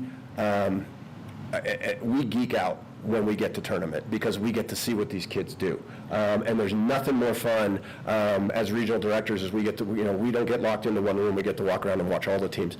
There's nothing more fun than walking through the campus while teams setting their stuff up and putting props together, putting a machine together, and you just stop in your tracks and you just walk up to them and you get down on one knee and you just like, somebody tell me about what this is, I don't understand. And then you watch these kids light up and they get to then come to you and they tell you all about it, and they tell you how they built it and who came up with the idea and what went right, what went wrong. We encourage them to do that. We encourage them to have fun. We encourage them to take those risks, because part of the growth of a team is it's failure and success. And the teams that are really good will fail so many times along the way before they find the right solution. And that's part of this. That's where that character comes from, right? Is they understand, hey, that first time, if something works right on the first time, something actually went wrong, because it needs to break. My question is, if you only have 10% of participants of special needs students, do you ever promote or do anything to specifically to have the special needs students population integrate in the program at all, or ever thought of adaptations to include them in the program? Great question. We actually would, we would welcome ideas and thoughts on that. I think that the more that we can build out the inclusion, the better. We have never done a specific kind of campaign or an awareness drive for that, but I know we have had certain schools where perhaps there's a teacher or an administrator that's particularly interested in it, and we will always partner with them to figure out how we can do that. My motto is a special needs student can always educate the general education population. Absolutely. I wanted to talk about real quickly just not only the special needs students, but also sometimes these programs come with financial burden as well. And this program is specifically designed to try to keep the costs low. All the stuff that goes into whatever they use at the tournament has restrictions. I think that right now they're running around $200 And so, I mean, obviously, not everything that they build goes into the solution, and so there's times when things get used and discarded, but we do try to keep a limit on financial costs as well, so it's not just special needs, but that we also don't want finances to be a restriction on this program. So when you get to things like the state tournament and the global tournament, lots of teams do fundraising to reach those, but they know those are coming. But we do try to keep costs down so that it's not prohibitive for teams to participate from that front either. Thank you. Yeah, okay. All right, so that's probably a good place to get to kind of why we're here today, because I did mention at the beginning that we do want your help a little bit. We've seen that kind of the cornerstone of good programs out there and how they've run is that they are sustainable from year to year. They're persistent. In lots of places, we have people that really champion the program, and then they go away, and then we don't have a presence there for a long time. You've had some good people here that have kept the program going for a while. But one of the things that we've seen is that it's more successful when we get some permanence to it, which is why we're here talking to a school board. We've seen lots of school districts around the country and in California that have been successful with this, where you see a combination of a school board being supportive, the school district being supportive, and then people that are championing that at the schools, whether it's whatever structure we come up with. Some places do it as after-school programs, some do it as a club. There's no right or wrong way to do it. It just needs somebody to try to do that coordination in terms of, finding parents and volunteers and kids that want to participate and putting them together. And then, the team managers go run off and hopefully do good things. This is really critical because the solutions and creations that show up in the tournaments, I skipped lines here. But effectively managing those teams requires an adult presence, right? Neil talked a lot about using tools and learning skills and things like that. Those are things that the adults can handle, and we also don't want them, chopping a finger off or something like that, right? So we need some adult presence. And so while the solutions and creations that show up at the tournaments are all kid-driven, running the teams is not. And that's why we're here today. So in many of our schools, like I said, it's coordinated with teachers or district personnel, and then coupled with interested and engaged parent volunteers, or some of you have volunteered, so board member volunteers as well. We're always willing to take everybody that's willing to step up. And so our ask really tonight is, if you find the program interesting, if you think it might be some benefit to your students, we would love to come back and talk in a little bit more detail. We give a really high-level overview of the program. There's a lot more to it than that. We'd love to come back and talk to somebody, and if, the full school board doesn't need to hear this every time, if you want to assign that to somebody, whatever your preference is, we would love to come back and have a deeper conversation and talk through various ways that we might be able to make that relationship happen and bring some stability and make sure that there's going to be teams attached before the rest of forever. So happy to answer questions or be on our way however you see fit. Thank you for having us at your first meeting of the year. I apologize for that. And thank you. Gary, I just wanted to add, for the next 11 months, I have a dual role. I'm also Rotary Club president here in Tehachapi, and I know a couple years ago we supported a couple teams going to a out-of-state competition. Fantastic. And all us old people that attend Rotary meetings, we love to see kids like those kids present to our club. They have to get out of school. It's on a Thursday at noon, but they don't mind. As long as an adult can check them out and bring them. And our Rotarians loved it. And we were able to give a small donation, much less than what we would like, but we were able to contribute to their travel. And that's... As a team that's focused, we appreciate that. Yeah. Okay. Thank you. All right. Thanks very much.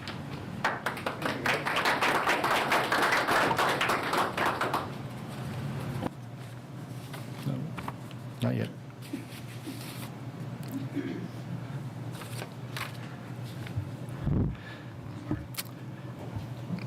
Now we come to item 4, public comments. Public comments will be allowed. The board president will recognize any member of the audience wishing to speak on items not on the agenda but directly related to school business.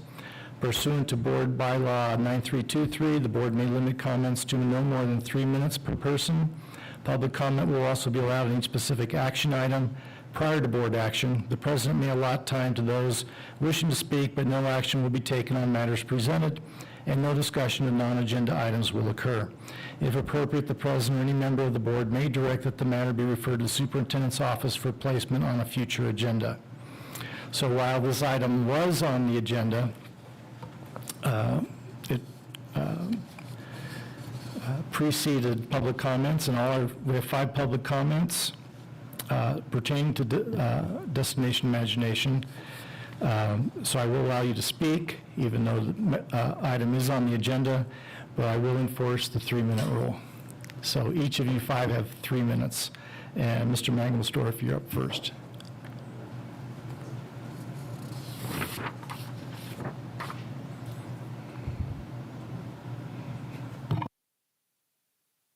Hello. All right. I am Philip Mangelsdorf. I am part of one of the 2 Destination Imagination teams here. I've done it 2 years, and the first year we went to the global finals in Kansas City. And I think incorporating DI into the school curriculum in some way is a good idea for all of you to consider as a board. High school exists to educate its students, but education has many facets. A class that combines math, science, art, public speaking, and power tools is really the ultimate enrichment. And I think a lot of kids would want to be a part of it. There are a lot of cool parts to DI. It trains you to think outside the box. You get a problem, but you can't be basic with your solutions. The first 3 ideas that pop into your head pop into all the other teams' heads, and so they just be basic. So you need to think of a unique solution that no one else will think of.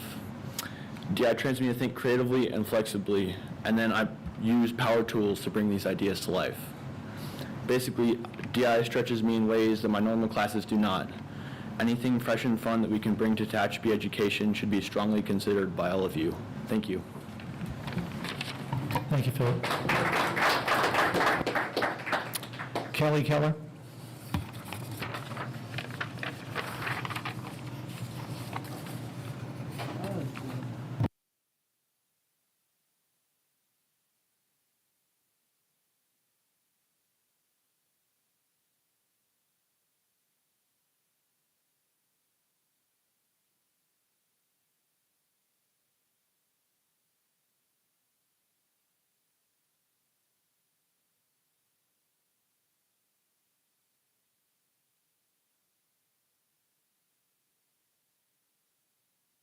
There we go, sorry. Okay, so as you've heard my name mentioned a few times already during the meeting, I'm Kelly Keller. I am the impetus for bringing DI to Tehachapi.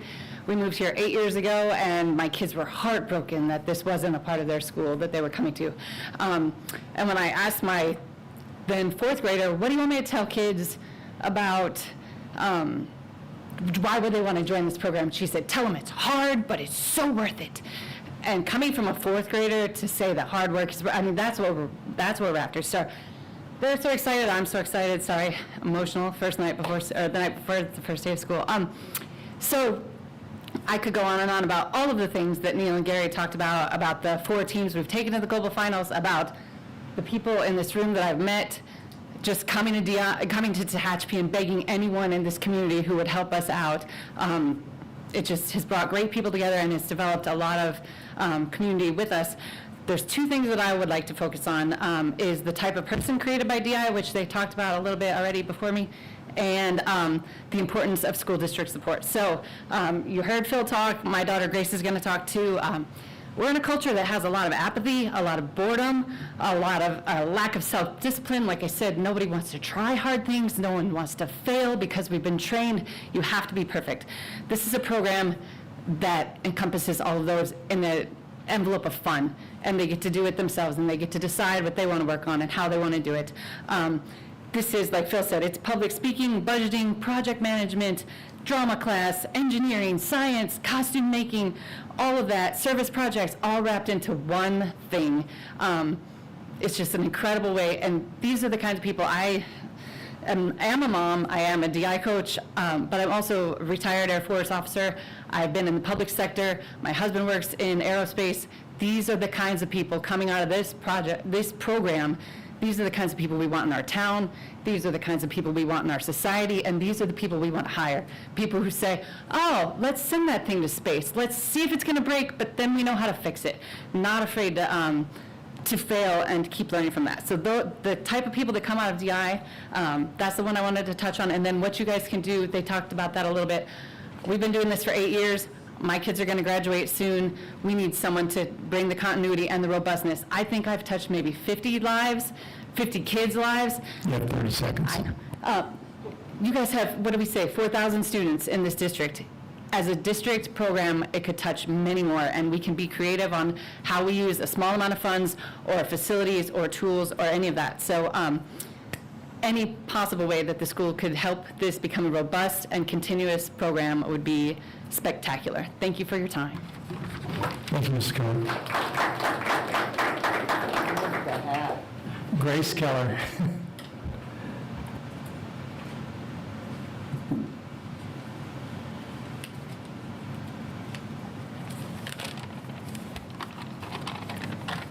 Hello, I am Grace.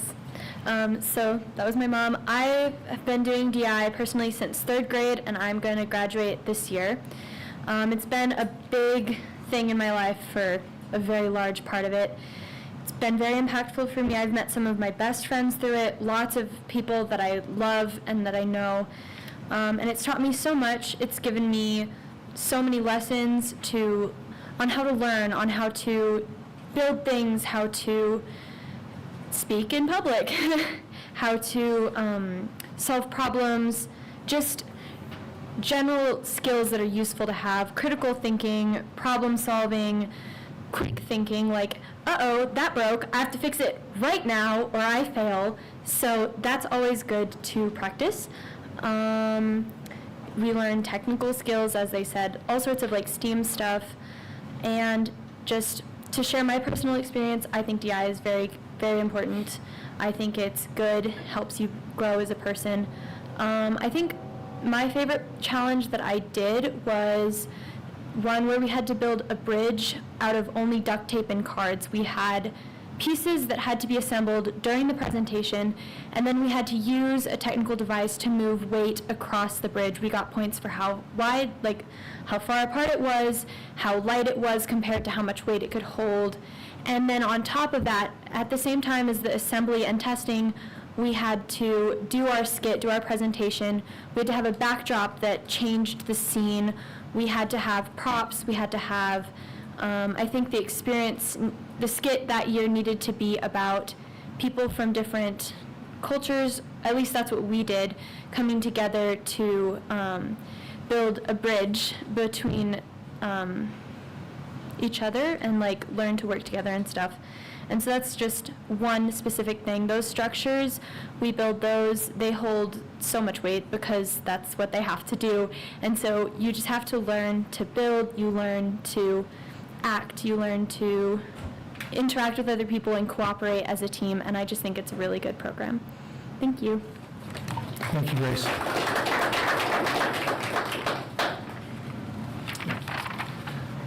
Manu Lujan.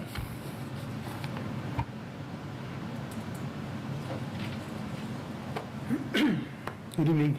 Do I have to press something? No? Okay. Good evening.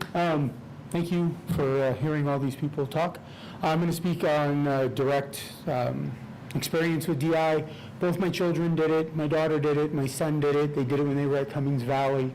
My daughter went on to get into the robotics program. I think it was a direct fit for her to go from DI into robotics. If you ever get a chance to go to a DI competition, I was an athlete, and going to these things was crazy because excuse the phraseology on this, but it was like Nerdville, right? I mean, all these nerdy kids running around and competing against each other, and I love that. As an employer here in town, one of the things I ask, and we hire a bunch of high school employees, one of the things I ask is, do they do sports? Because that's very important to me, and it's not because I want athletes, it's because it teaches team dynamics. Kids that do sports learn how to work in a team environment, and that is something that is very hard to do. And as adults, when we go into the workforce, we have to work in a team environment for the most part. A lot of these kids who aren't athletes, because we're not all athletes, that aren't athletes don't ever get that chance to compete and to develop team dynamics. But those children that have programs like DI get to experience that. They get to experience what teamwork is all about and to problem solve. And normally they wouldn't get that opportunity. So my daughter used that to go right into robotics. My son was very, very shy, and it helped him, he's still a little shy, helped him get out of his shyness somewhat. But yeah, my daughter is off at the Naval Academy pursuing a degree in nuclear engineering. And it's funny because not even that long ago, before I even heard about this, my daughter and I were talking on the phone. She had just gone through induction at the Naval Academy, and I said, "How's it going?" She goes, "Dad, they're running us into the ground, and they're just throwing everything at us all at once." And I said, "Wow, it sounds like you're back at Cummings Valley in DI." And she goes, "Yeah, but there's automatic weapons now." And so, it was just, she looks back at her time in DI as being a great development for her and for other students. So currently, at Red House, one of my employees is Abby Fuller. She also was in DI, is also a co-valedictorian at THS, and is on her way to UCLA. These programs, these academic athletes, if you will, is a great thing. They don't get enough recognition. There's not enough, I wish there was more funding for it, I mean, really. Sports gets everything, and academics gets kind of overlooked. When my children were involved with DI, we had to have fundraisers. I'm sure they remember, right? Fundraisers, lots of fundraisers, because there was no funding. And so this program, I think, is just a fantastic thing to have. It should be in the schools. It lets these athletes, these academic athletes, learn team bonding, team skills. So I hope you consider it. Thank you. Thank you, Mom. Thank you, Nolan.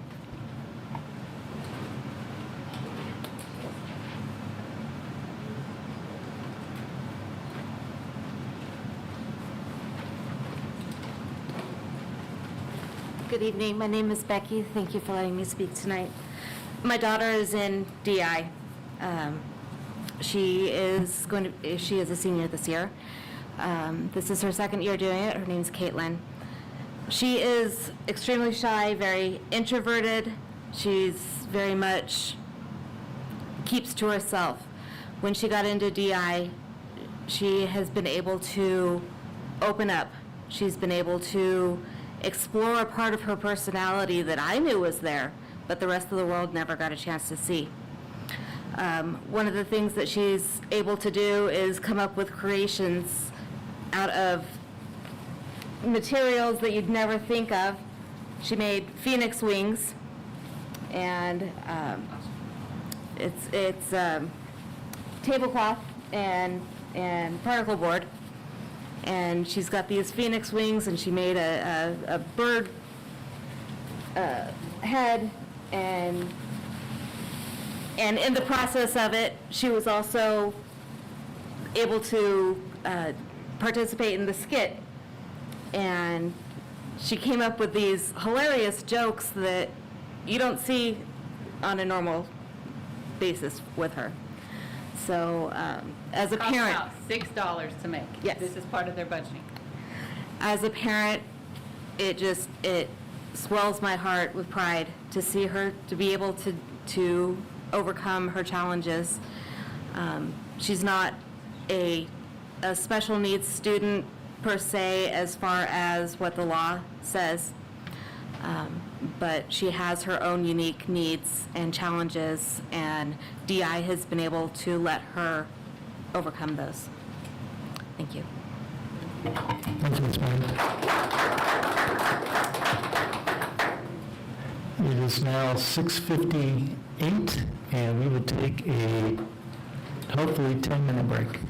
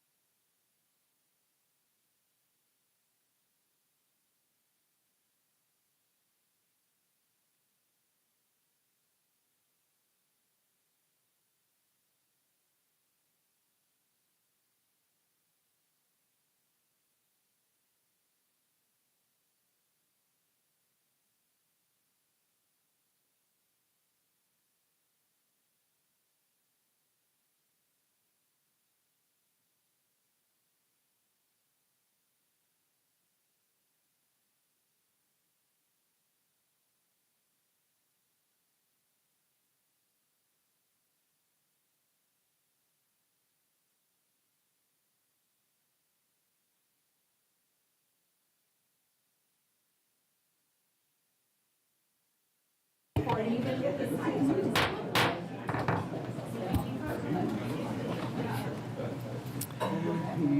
going to resume the meeting at 7:13. And we're on item 5, consent agenda. In order to promote efficient meetings, the board may bundle a number of items and act upon them together by a single vote through the use of a consent agenda.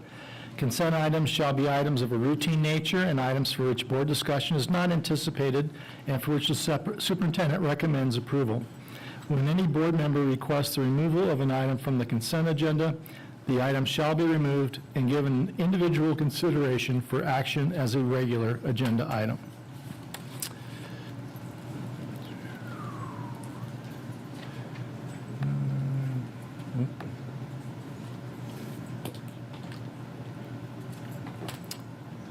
Let's see.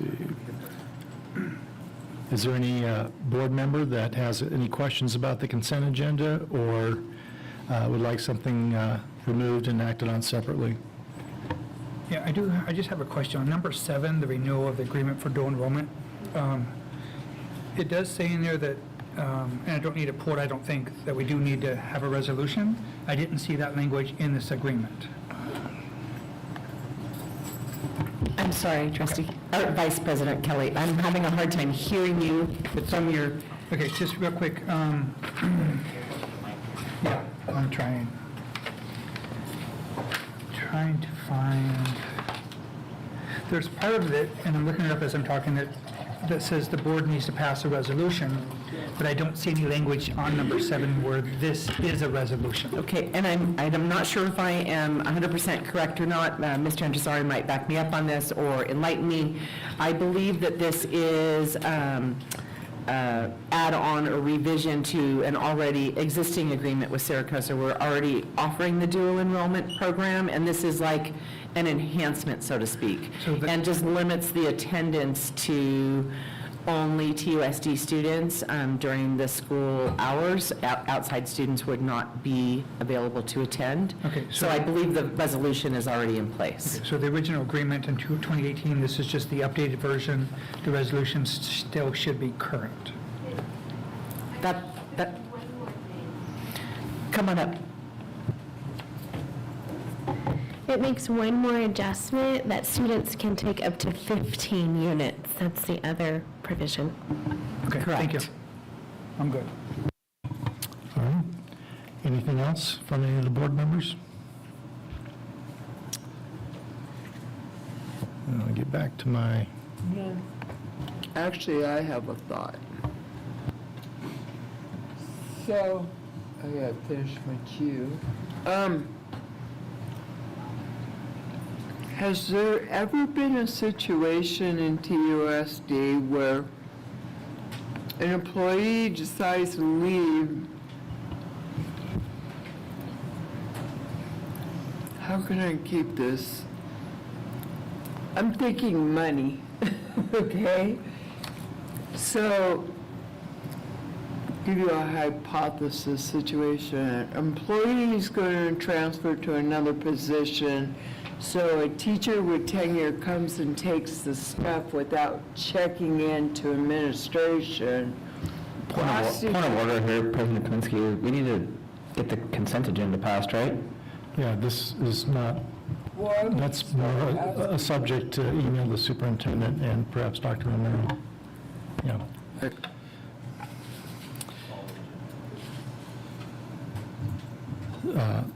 I also wanted to note that the attachments for the item 10, public employee appointment, for both certificated and classified personnel, they have been updated from the original posting. And with that, do I have a motion to accept the consent agenda? I'll make the motion. Kelly, a second. It was motioned by Clerk Wood, seconded by Vice President Kelly to accept or to approve the consent agenda. All in favor, say aye. Aye. Aye. Any opposed? Motion passes 7-0. Superintendent. Thank you, President Kaminsky. So we'll go on our first item. Item 6.1 is a first read on board policies. As you can see by the long list there is quite a number of revisions that are suggested by the California School Board Association. All of the revisions that we're bringing forward are initiated from that source and are recommended. They've already been previewed by district staff before presenting them to the board. And again, I tried to provide some description to you. The large majority of the changes suggested by CSPA are either, one, bringing them in closer alignment to existing law and tightening the language, or two, bringing them up to speed to match up to new laws that have come down the pike. So again, this is just a first read this evening, and there is a great number of them, but I'm happy to try to answer if there is a question about any of them. Thank you. I went through them all, and a lot of them are changes like website is now one word, not 2 words is 1 word.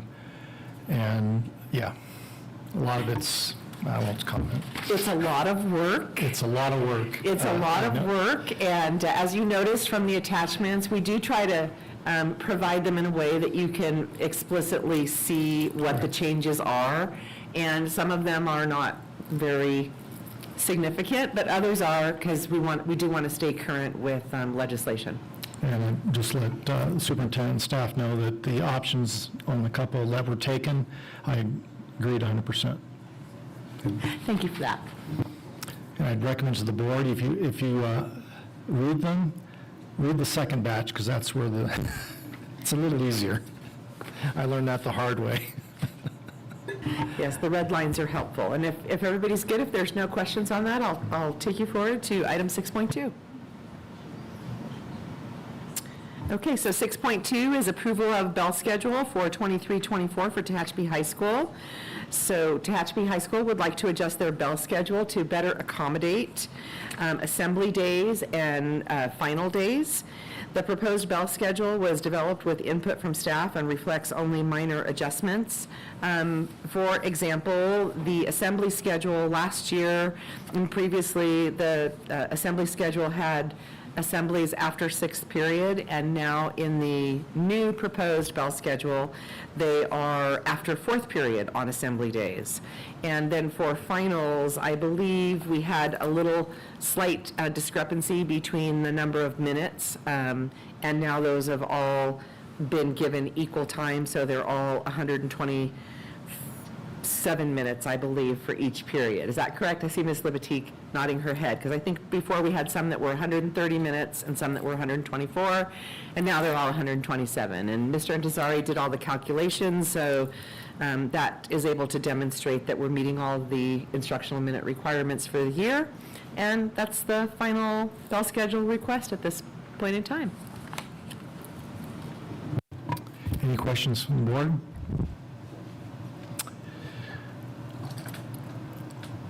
Okay, it's recommended the board approve the school bell schedule 2023-2024 Tehachapi High School as presented. Is there a motion? I motion it. Second. There's a motion by, Trustee Sorensen, seconded by Trustee Cooper, that the board approve the school bell schedule 2023-2024 Tehachapi High School as presented. All in favor say aye. Aye. None opposed. Motion carries 7-0. Item 3, appointment of real property negotiators, Government Code Section 54956.8. The board will consider and possibly take action to appoint one or more real property negotiators to represent the board in discussing the purchase, sale, exchange, or lease of real property. The board will identify in open session any representatives designated. Proposed negotiators Stacy Larson Everson, Superintendent, and Hojat Intezari, Chief Administrator of Business Services. Thank you, President Kaminsky. As you mentioned, this is in alignment with government code, and we are requesting to appoint Mr. Intezari and myself as real property negotiators on behalf of the district, which would, doing so in open session, would then enable us to have closed session and meet with the board and discuss potential sales and purchases, and that's what we would like to do. Okay, any questions for board members or willingness to join Mrs. Larson Everson and Mr. Intezari on this? Is this request for other board members or just the two of you guys? The request is for the two of us, but of course, when I met with Board President Kaminsky on Friday, anyone, board member is welcome, or more than one, but yes, board members are welcome to throw their name in as well and become part of the action taken to appoint real property negotiators. Perfect. As of tonight, it would be appointing you guys and then meeting with us to discuss kind of the terms and, okay. And get direction. In other words, if we were, let's say we were going to sell a property, we would want to meet with the board to discuss like potential pricing and who would be the representation and, when we would entertain offers between this amount and this amount. So it's just for us to know parameters that the board can set for us in going forward with any real property negotiation. Perfect. I'll make a motion we approve agenda item 3 as stated. I'm sorry, I didn't catch the... I'll make a motion we approve it as stated for Superintendent Larson Everson and Mr. Intezari. Okay, any other board member have any questions or anything? All right, do I have a second? Second motion. It was motioned by trustee Napier and seconded by trustee Sweeney to appoint Stacy Larson Everson, Superintendent, and Hojed Intezari, Chief Administrator of Business Services, as real property negotiators under Government Code, Section 54956.8. All in favor? Aye. Aye. Any opposed? Motion carries 7-0. Thank you, Superintendent. Thank you, President Kaminsky. Business, Mr. Intezari. I failed to mention during the consent agenda discussion that I had a number of questions for Mr. Intezari concerning the payables, and as he usually does, within less than 24 hours, he responded. Thank you. I think that 24 hours was right, like, to the minute.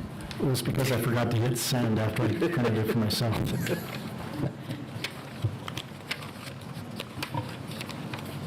Mrs. Paxton and Dr. Romero, I'm sorry I didn't ask any questions for you. I know you were looking at your email.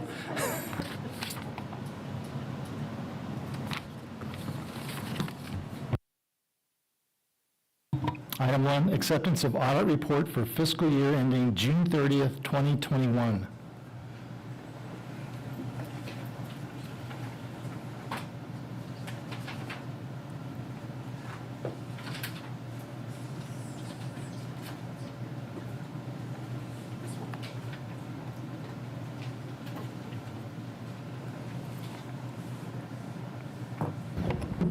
My apologies. Thank you for your patience.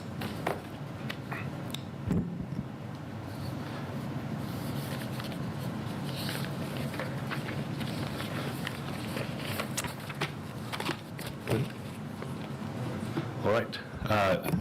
Thank you, President Kaminsky. It's a pleasure to discuss the year-end results for the June 30, 2021 fiscal audit report for the Tehachapi Unified School District.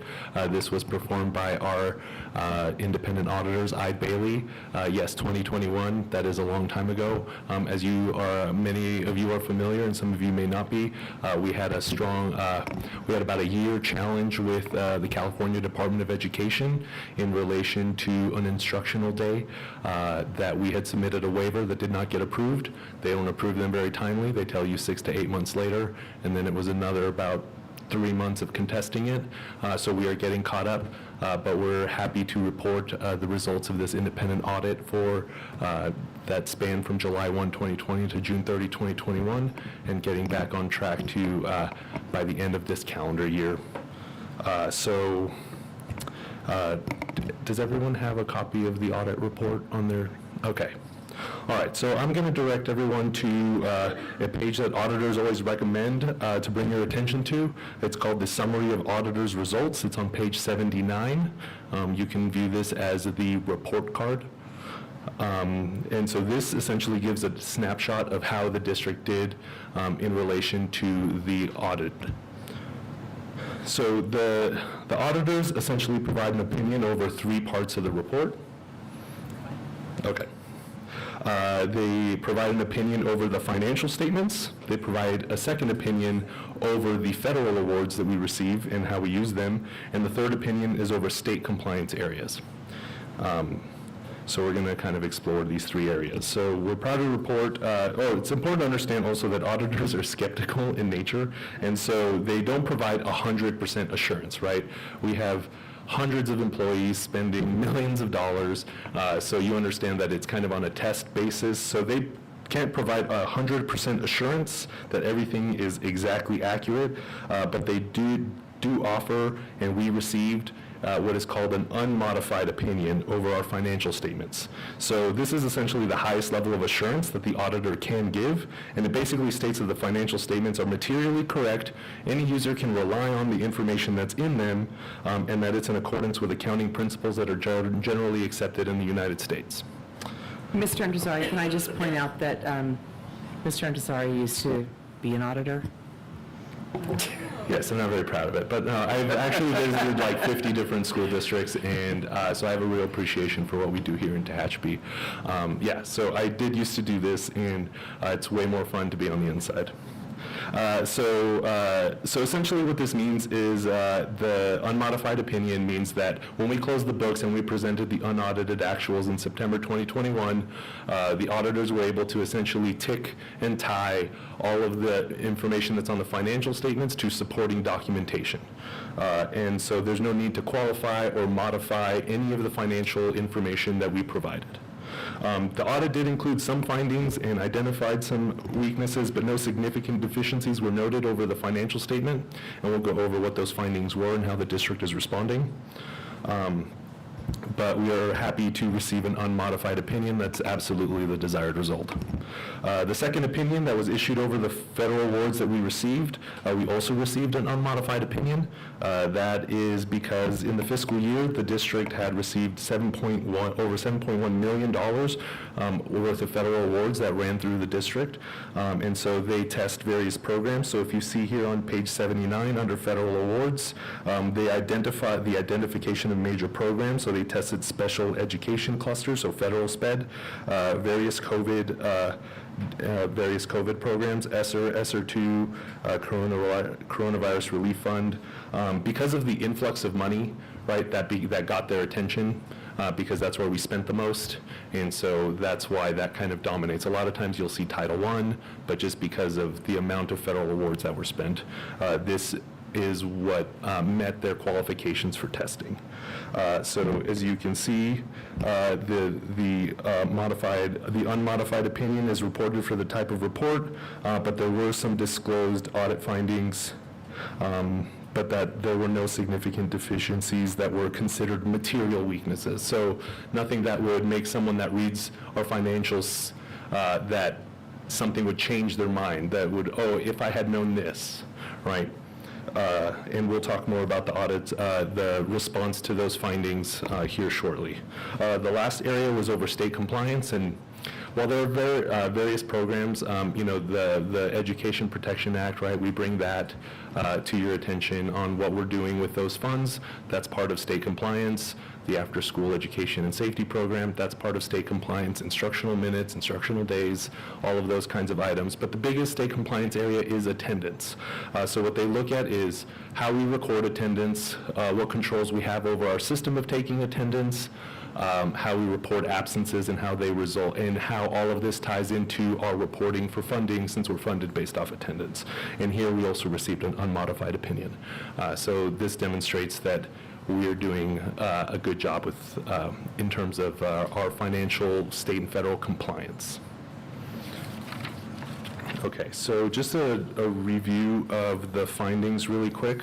No one's perfect, but these are some areas that we do have to work on and that we're excited to at least talk about what we're doing and what we're improving on. You're not going to see a lot of repeated issues, but we do have some areas for improvement. The first one being the audit finding that there was an aggregate understatement of $104,000 in the district's non-major fund. So this is outside of the general fund, and this is an aggregate understatement, which means that there was a cumulative of $104,000 that would belong to that fiscal year that didn't get recorded on the books as of June 30 through journal entry. So that much was recorded in July, should have been reported in June. There's no shortage, no anything. This is just more of a reporting error. But this is something that over time then fixes itself, because now in July, all of that cash has been recognized on the books, so there's no adjustment. This is something that we do need to focus on because even though the general fund makes up 99% of the activity, these other non-major funds, right, adult ed, cafeteria fund, those are still important parts of what we do and do require our attention. Mr. Intezari, on that Yes. point, is it just a matter of bills coming in after the 1st of July? Something as simple as that? Yes and no. It could also be checks that were received, let's say, the last week of June, that just didn't get deposited before July. Okay. I recall, because this time was pretty hectic, I know that PayPams is the service that we use to collect payments for nutrition online, and getting those payments on the books, manually recording them on our financial statements, that's the step that we missed. So it's just kind of closing the loop on those things. The second audit finding had to do with an inability to provide the auditor with timely requests, and this was reported as a material weakness. We do our best to respond. I don't know if you're aware, but I've been here for 3 years, and I'm the most senior person in our department. It's been a challenge, training new people on school business, and while I love teaching, my passion, it's also been kind of a challenge to really get consistency in not just what we're doing, but how to get those records. For example, the request that was received by President Kaminsky, I would say if I received that request in 2021, it would have taken me a lot longer to get those documents, because we weren't scanning everything individually. We weren't recording. We didn't have necessarily an ironed out system. Now that we do, we are working with our auditors in getting things, responding to requests for documentation much more quickly now. We also did have not an issue with attendance, but a point of contention with our auditors had to do with so teachers typically sign off on their attendance sheets manually, and that's how a certificated employee certifies attendance, and that's the only attendance that can be reported. During this time was the virtual learning years, very awful. I promise not to bring them up again, but we were reporting electronic signature, and that wasn't accepted at first, and so we did spend quite a bit of time. There was some talk about maybe we should just take the finding and move on. We weren't really judged based on our attendance, but through more consulting with other professionals in my field, they said you really don't want to leave that open to exposure, because it was, you probably won't, worst case, best case scenario is we just move on. Worst case scenario is that we could lose about $40 million. So we just made sure that it wasn't going to happen. And as you see, there was no findings over state compliance, which is where attendance is recorded, and so that was a big win for us. Lastly, there was a finding over state compliance, federal compliance. Compliance is just pass or fail. And so we typically offer services mostly from the Every Student Succeeds Act, so like your Title I, Title II, those programs. We're required to go out to non-public schools and offer, hey, do you guys want to participate? There are some hoops to jump through, but we do have to document that that is happening. Instructional Services does a good job of making sure that happens, but through some oversight, the requirement to document the extension of the ESSER funds was not made. When that was discovered, I personally went to go meet with the principal of the non-public school, went to talk to them, see if that's something they were interested in, see if we can just kind of help, just to make that connection. They made it very clear they were not interested in any federal money that would compromise their, religious beliefs as it pertains to running their school. So we didn't short anyone anything, but we did encourage them to potentially participate. So this actually did bring in a lot of value in terms of developing those relationships, which maybe would have not happened, at least for business. We are pleased to report that over all areas, we received an unmodified opinion and seeking the board's acceptance of the report.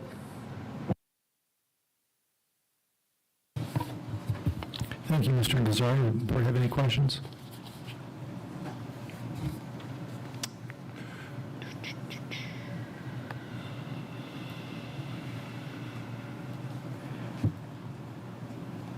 Hearing no questions, it's recommended that the board accept the audit report for fiscal year ending June 30th, 2021 as presented. Do I have a motion? Kelly makes a motion, or second. I didn't hear this first. Just Sorensen. Okay. It was motioned by Trustee Du Sorensen and seconded by Vice President Kelly that the board accept the audit report for fiscal year ending June 30th, 2021 as presented. All in favor, say aye. Aye. Any nays? Motion carries 7-0. Approval of the memorandum of understanding between CPR Plus and Tehachapi Unified School District. Mr. Intezari.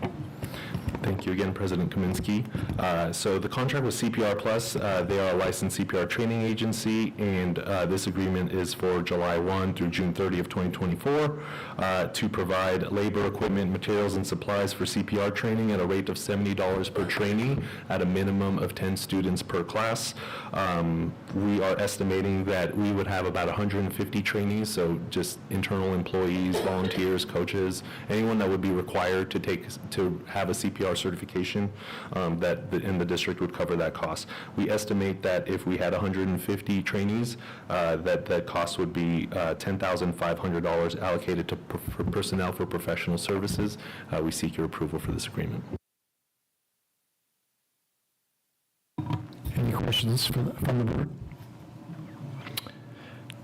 It's recommended the board approve the agreement between CPR Plus and Tehachapi Unified School District as presented. Do I have a motion? I motion. Kelly. It was motioned by Trustee Du Sorensen, seconded by Trustee Sweeney, that the board approve the agreement between CPR Plus and Tehachapi Unified School District as presented. All in favor, say aye. Aye. Any nays? Motion carries 7-0. Item 3, approval of the memorandum of understanding between Kern County Superintendent of Schools and Tehachapi Unified School District, transfer of ERMHS funds from member LEAs to SELPA. Thank you, President Kaminsky. So for those maybe at home that aren't aware, just a refresher, so we have a SELPA Special Education Local Plan Area. You can think of them as the middleman as all things related to special education, but in a good way. They offer a lot of support.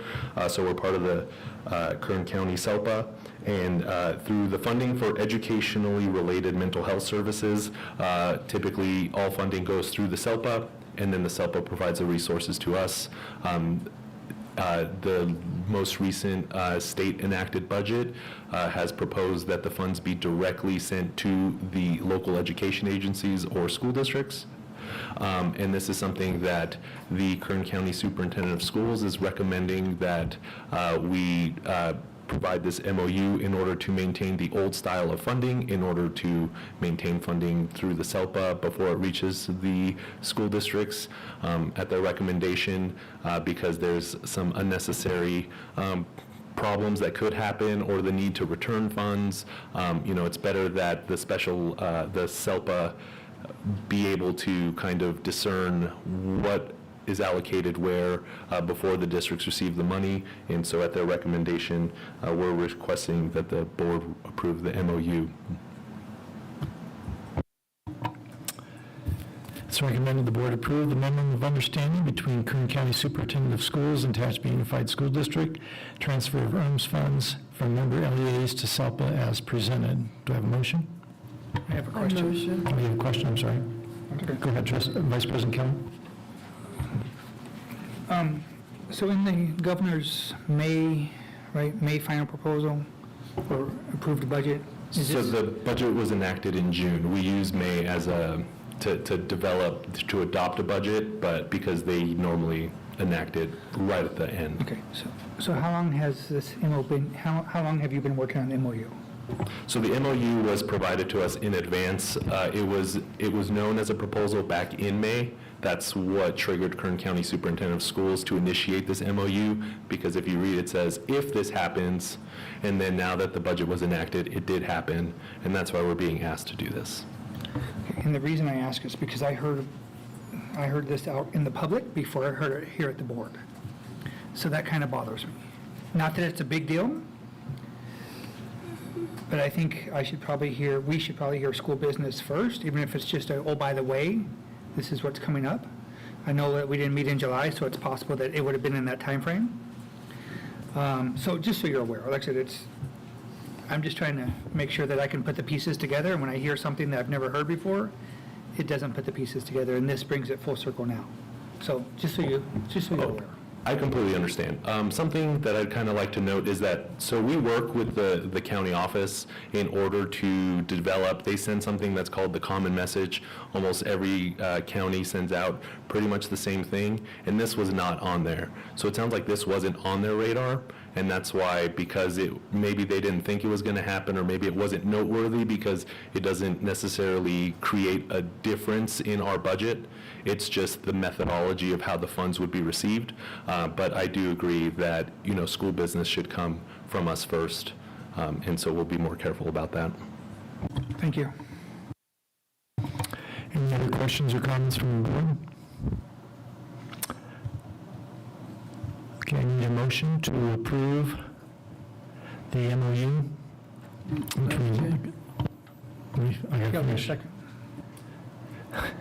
Between Kern County Superintendent of Schools and Tehachapi Unified School District, transfer of funds from the member LEAs to SUP as presented. We have a motion by Trustee Sorensen to approve, and a second from Vice President Kelly. All in favor, say aye. Aye. Any opposed? Motion carries 7-0. Thank you, Mr. Intezari. Mrs. Paxton.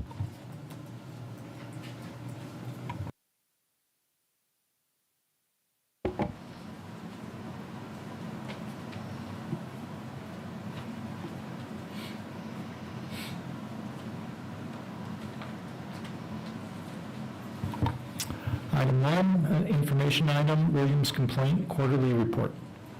Okay, California Code of Regulations requires a Williams complaint report to be provided to the board on a quarterly basis. And I'm happy to report that we have no complaints that have been received for this quarterly report. Okay, thank you. I guess that's it. No vote.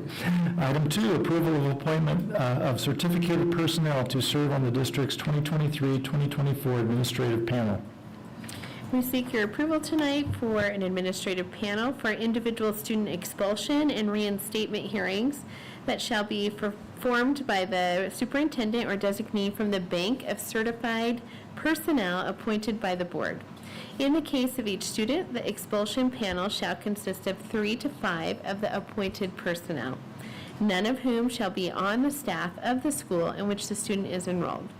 Expulsion and reinstatement hearings before the administrative panel shall be conducted in compliance with education code requirements, board policy, and administrative regulations. A list of certificated personnel to serve on the district's administrative panel has been presented for the board's approval. Okay, I have a question. These folks, we had 2 expulsions last year, and we got some new folks on the list.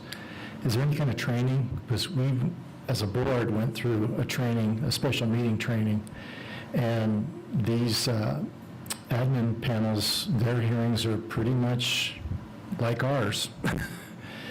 And of course, we take their recommendation. And Dr. Porter's still running Yeah. Yes, and she would provide the training to those people. Her and I have both attended trainings and have multiple conversations about what the expulsion panel should look like. So it'd be Dr. Porter and 3 administrators. Yes. Thank you. Well, Dr. Porter's not on the panel, No, to no, be she fair. Yeah, she's more of the, she yes, administers the hearing. yes. Let's recommend the board approve appointment of certificated personnel to serve on the district's 2023-2024 administrative panel as presented. Do I have a motion? Any other questions, I should say? Motion. Okay. Kelly, a second. There's a motion by trustee Due Sorensen, seconded by Vice President Kelly, that the board approve the appointment of certificated personnel to serve on the district's 2023-2024 administrative panel to conduct expulsion and reinstatement hearings as presented. All in favor, say aye. Aye. Aye. Any opposed? Motion carries 7-0. Item 3, approval of Art 1, 2, and 3 textbooks for 30-day public review. All right, the teaching staff of Tehachapi High School has reviewed and recommended the following textbooks for a 30-day public review. The first book is Exploring Visual Design by publisher Davis Publications and authors Joseph Gatto, Albert Porter, and Jack Selleck. The second book is The Visual Experience, published by Davis Publication, authors Emily Jean Hood and Joe Fasaro. Pursuant to Board Policy 6161.1, all recommended instructional materials shall be available for public inspection at the district office.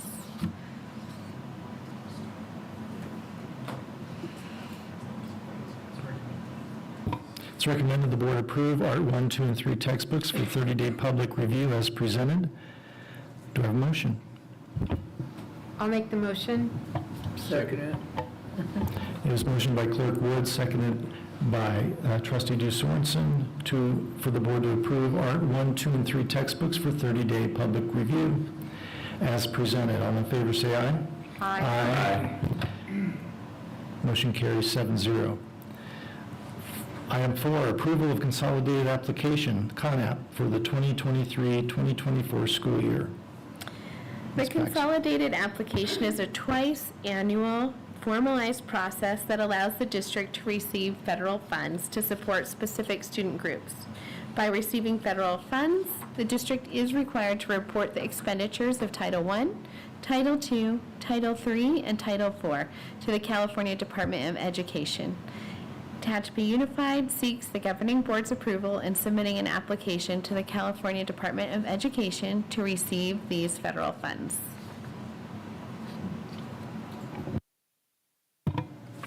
Any questions from the board? It's recommended that the board approve the 2023-2024 consolidated application, the CONAP, as presented. Do I have a motion? I'll motion. Second. It was motioned by trustee Sweeney, seconded by trustee Cooper, that the board approve the consolidated application, CONAP, for the 2023-2024 school year as presented. All in favor, say aye. Aye. Any opposed? Motion carries 7-0. Thank you, Mrs. Paxton. Thank you. Item 9, personnel. Thank you, President Kaminsky. Good evening, trustees, Superintendent Morrison Everson. I'm going to make this quick since we've touched upon it a little bit earlier. I want to first thank the board for being so supportive during this past recruitment, for approving the signing bonus. It helped greatly. Lots of going back and forth with candidates, and I've been doing this for a number of years, 13, just finished this past year. This was the first time I've ever hired 47 to 50 certificated licensed personnel. So, yes, we do have 2 prep periods at the high school not covered, but when I talk to colleagues across the state, in Kern County, Southern California, across the nation, they're hurting. They're looking for 6 to 12 teachers sometimes. So I owe that to my staff and again to the board for approving that extra edge that we needed. So I appreciate that. We will continue to hire for classified staff, as that's really gearing up right now, so that list will be longer, but I just do want to thank you for that. Well, I think you're some kind of magician. To be quite frank, 2 weeks ago, we needed 4 or 5 math teachers, and I thought, OMG. So whatever you did, Lots we'll of take some credit sleepless for the nights. 3,000, but that was an easy vote. That was an easy vote. Thank you. Because I've been on the other side scrounging for teachers, and so I appreciate you and your staff's work.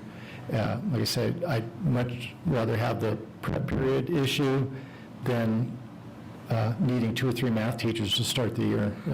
Yeah, So- and just to say, Trustee Napier, even though it was a prep issue, I'm a teacher at heart. I still have countless sleepless nights when things aren't done right by students. That's why I immediately reached out, worked with Superintendent Larson Everson to look at board policy, what's in there, what hasn't been done. So we are working on it, working with Mrs. Libatique and her team to find out how do we make the situation better for students.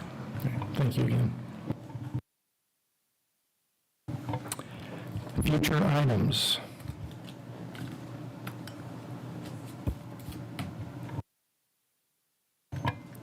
Any board member like to bring something up? Okay.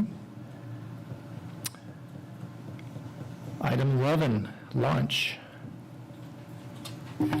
This evening's lunch is going to be presented by our esteemed vice principal from Jacobson Middle School, Mr. Ben, Mr. Mike Ben. And if you recall, the launch is something that's deeply connected with capturing kids' hearts. We are encouraging our teachers to practice this in the classroom. We practice it at all of our staff meetings and the like. And Mr. Ben, take it away for us this evening to launch us. Good evening, everybody.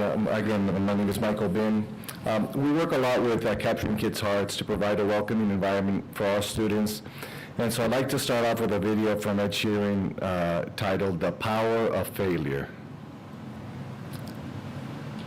Sing your own song. I mean, that's something you're born with, right? You could always sing. No, I really, like, honestly, man. Really? Have you got YouTube? I can pull up a song that I wrote when I was 14. Sure, if you we can get it. So if you type in Ed Sheeran Addicted, and this is a song that I made when I was 14, and you can hear. I want to hear that. I didn't have talent. I really didn't, and I had to. And this is me. This is me at 14 singing this, and I got successful at 19. Oh, here we go.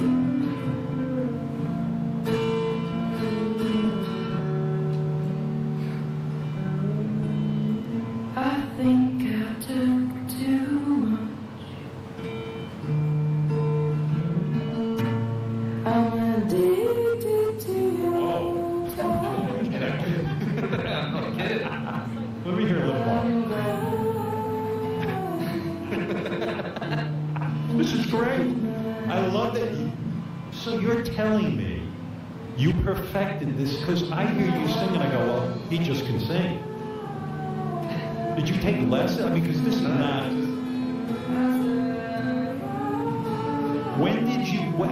When did you realize, well, no, I can sing? I mean, Definitely set it off. all right, you can tell that. That's gonna. This is what I play to kids, and I'm like, look, this is me at 14. I wrote the A-Team at 18, so 4 years later, I made the A-Team and I recorded it. And in 4 years, I learned harmony, I learned how to sing in tune, I learned how to perform, I learned how to do it in time, and you can do it. But was it from going out and performing that you learned that, or did Failing, time and time after again, yeah. Like, I'm sure you'll agree with me with this. You learn nothing from success. Nothing. You learn everything from the failures, and this is the thing that annoys me about. So from Ed Sheeran, you learn nothing from success and you learn everything from failure.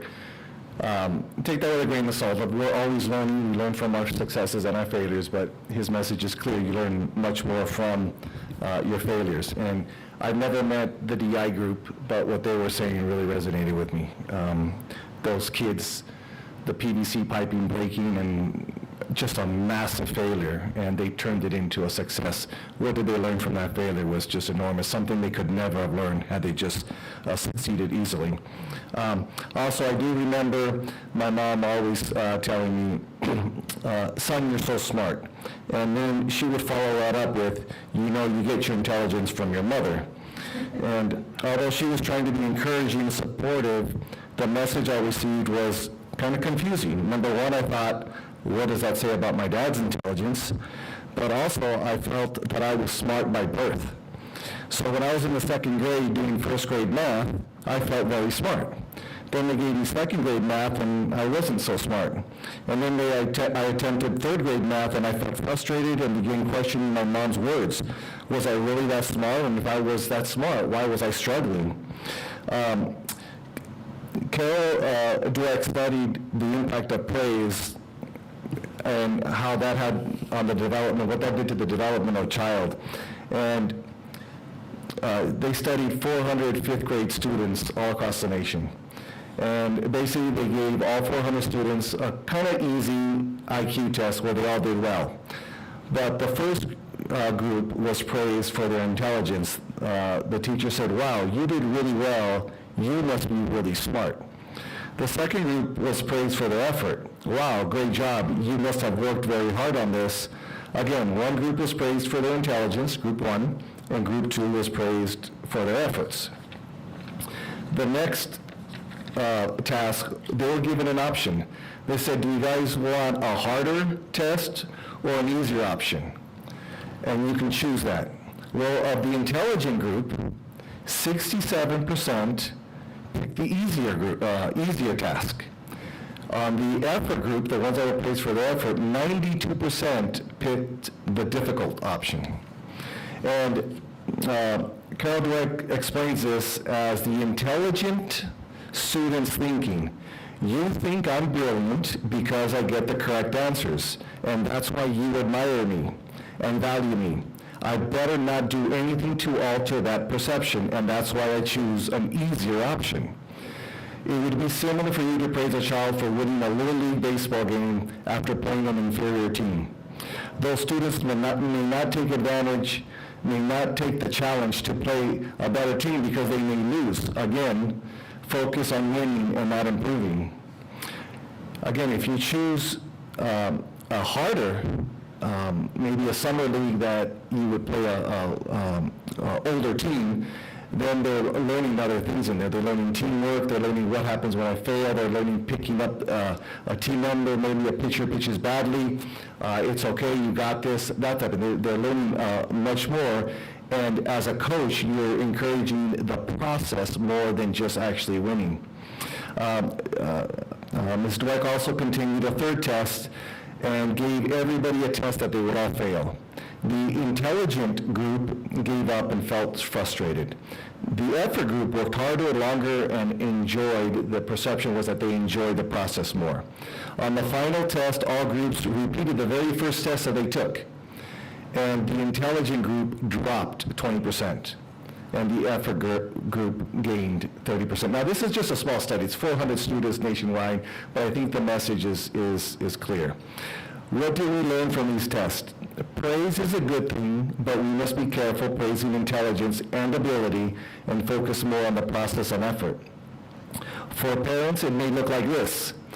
Thank you for taking care of your brother, for cleaning your room, or for making me smile, and for helping me with the chores, as opposed to, you were born a great daughter, or you are a perfect son. Can you imagine being labeled a perfect son? I mean, the intentions are great, but that's a lot to live up to. For teachers, we do not need to revolutionize the curriculum or grading system. We already have Capturing Kids' Hearts, we have norms and social contracts already in place. We try to praise the effort as often as possible. Put students in small groups and give points or grades based on effort and process. Is everyone given an opportunity to provide input? That would be a good grade. Are you listening to each other? What other points of views are there? How do you respectfully disagree? by praising less the natural ability and intelligence of a student and more on the process and efforts, we can provide an environment where students feel challenged and feel comfortable to fail. And as Ed Sheeran said, we learn everything from failure. Thank you. Thank you, Mr. Ben. I would hope that Ed Sheeran quote would be on a poster, because if you're in enough classrooms, like a lot of us are, you see the things about Abraham Lincoln, Thomas Edison, Michael Jordan, but seeing a current young celebrity would be... You got that. You're going to get it. Okay. You might be able to retire on the profits. May I offer a perfect example I saw this weekend? Little League World Series baseball. Oklahoma, who I was rooting for, Louisiana playing. Louisiana is down to 7-2, last inning, 2 outs. The coach has been preaching to them the whole time. Don't give up till the last out is had. Well, Louisiana came back and won 8-7. Thank you for sharing that, Trustee Cooper. I'm sure it was rather difficult since some of you were rooting for Oklahoma, but you appreciated the diligence and the grit that Louisiana showed. All right, item 12, public comments for closed session. Seeing none, item 13, closed session. There's one item, conference with real property negotiators. Property parcel number APN number 417-020-007-0, property owner Valencia Pacific Incorporated. The described property parcel is adjacent to Tompkins Elementary on Pinion Street in Tehachapi, California. It's under negotiation, potential price and terms for purchase. And with that, at 8:05, we will go into closed session.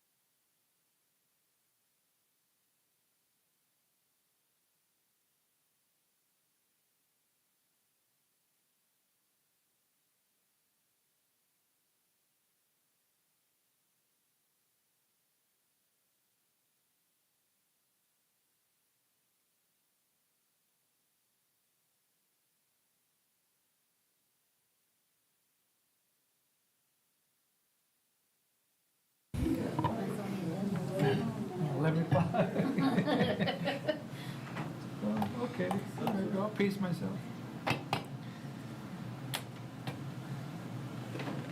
These colors all about for the California? Yeah, they match. They match these.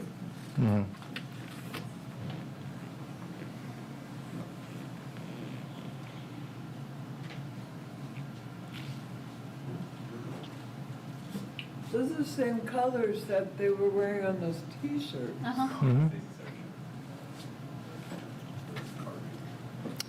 It matches your hat and everything else. I know. Okay, good. I can't wear the T-shirt to work. Ha ha ha.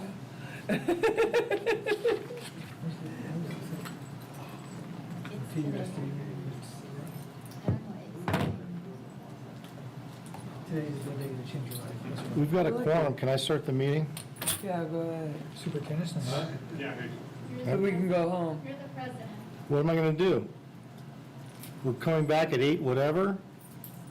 And No, we're not reporting out? Next item's adjourned. Everybody's still here, right? We don't have to I'm vote. really tempted. We don't have to vote. get her done. I want to do it because of those two, not, seriously, and you.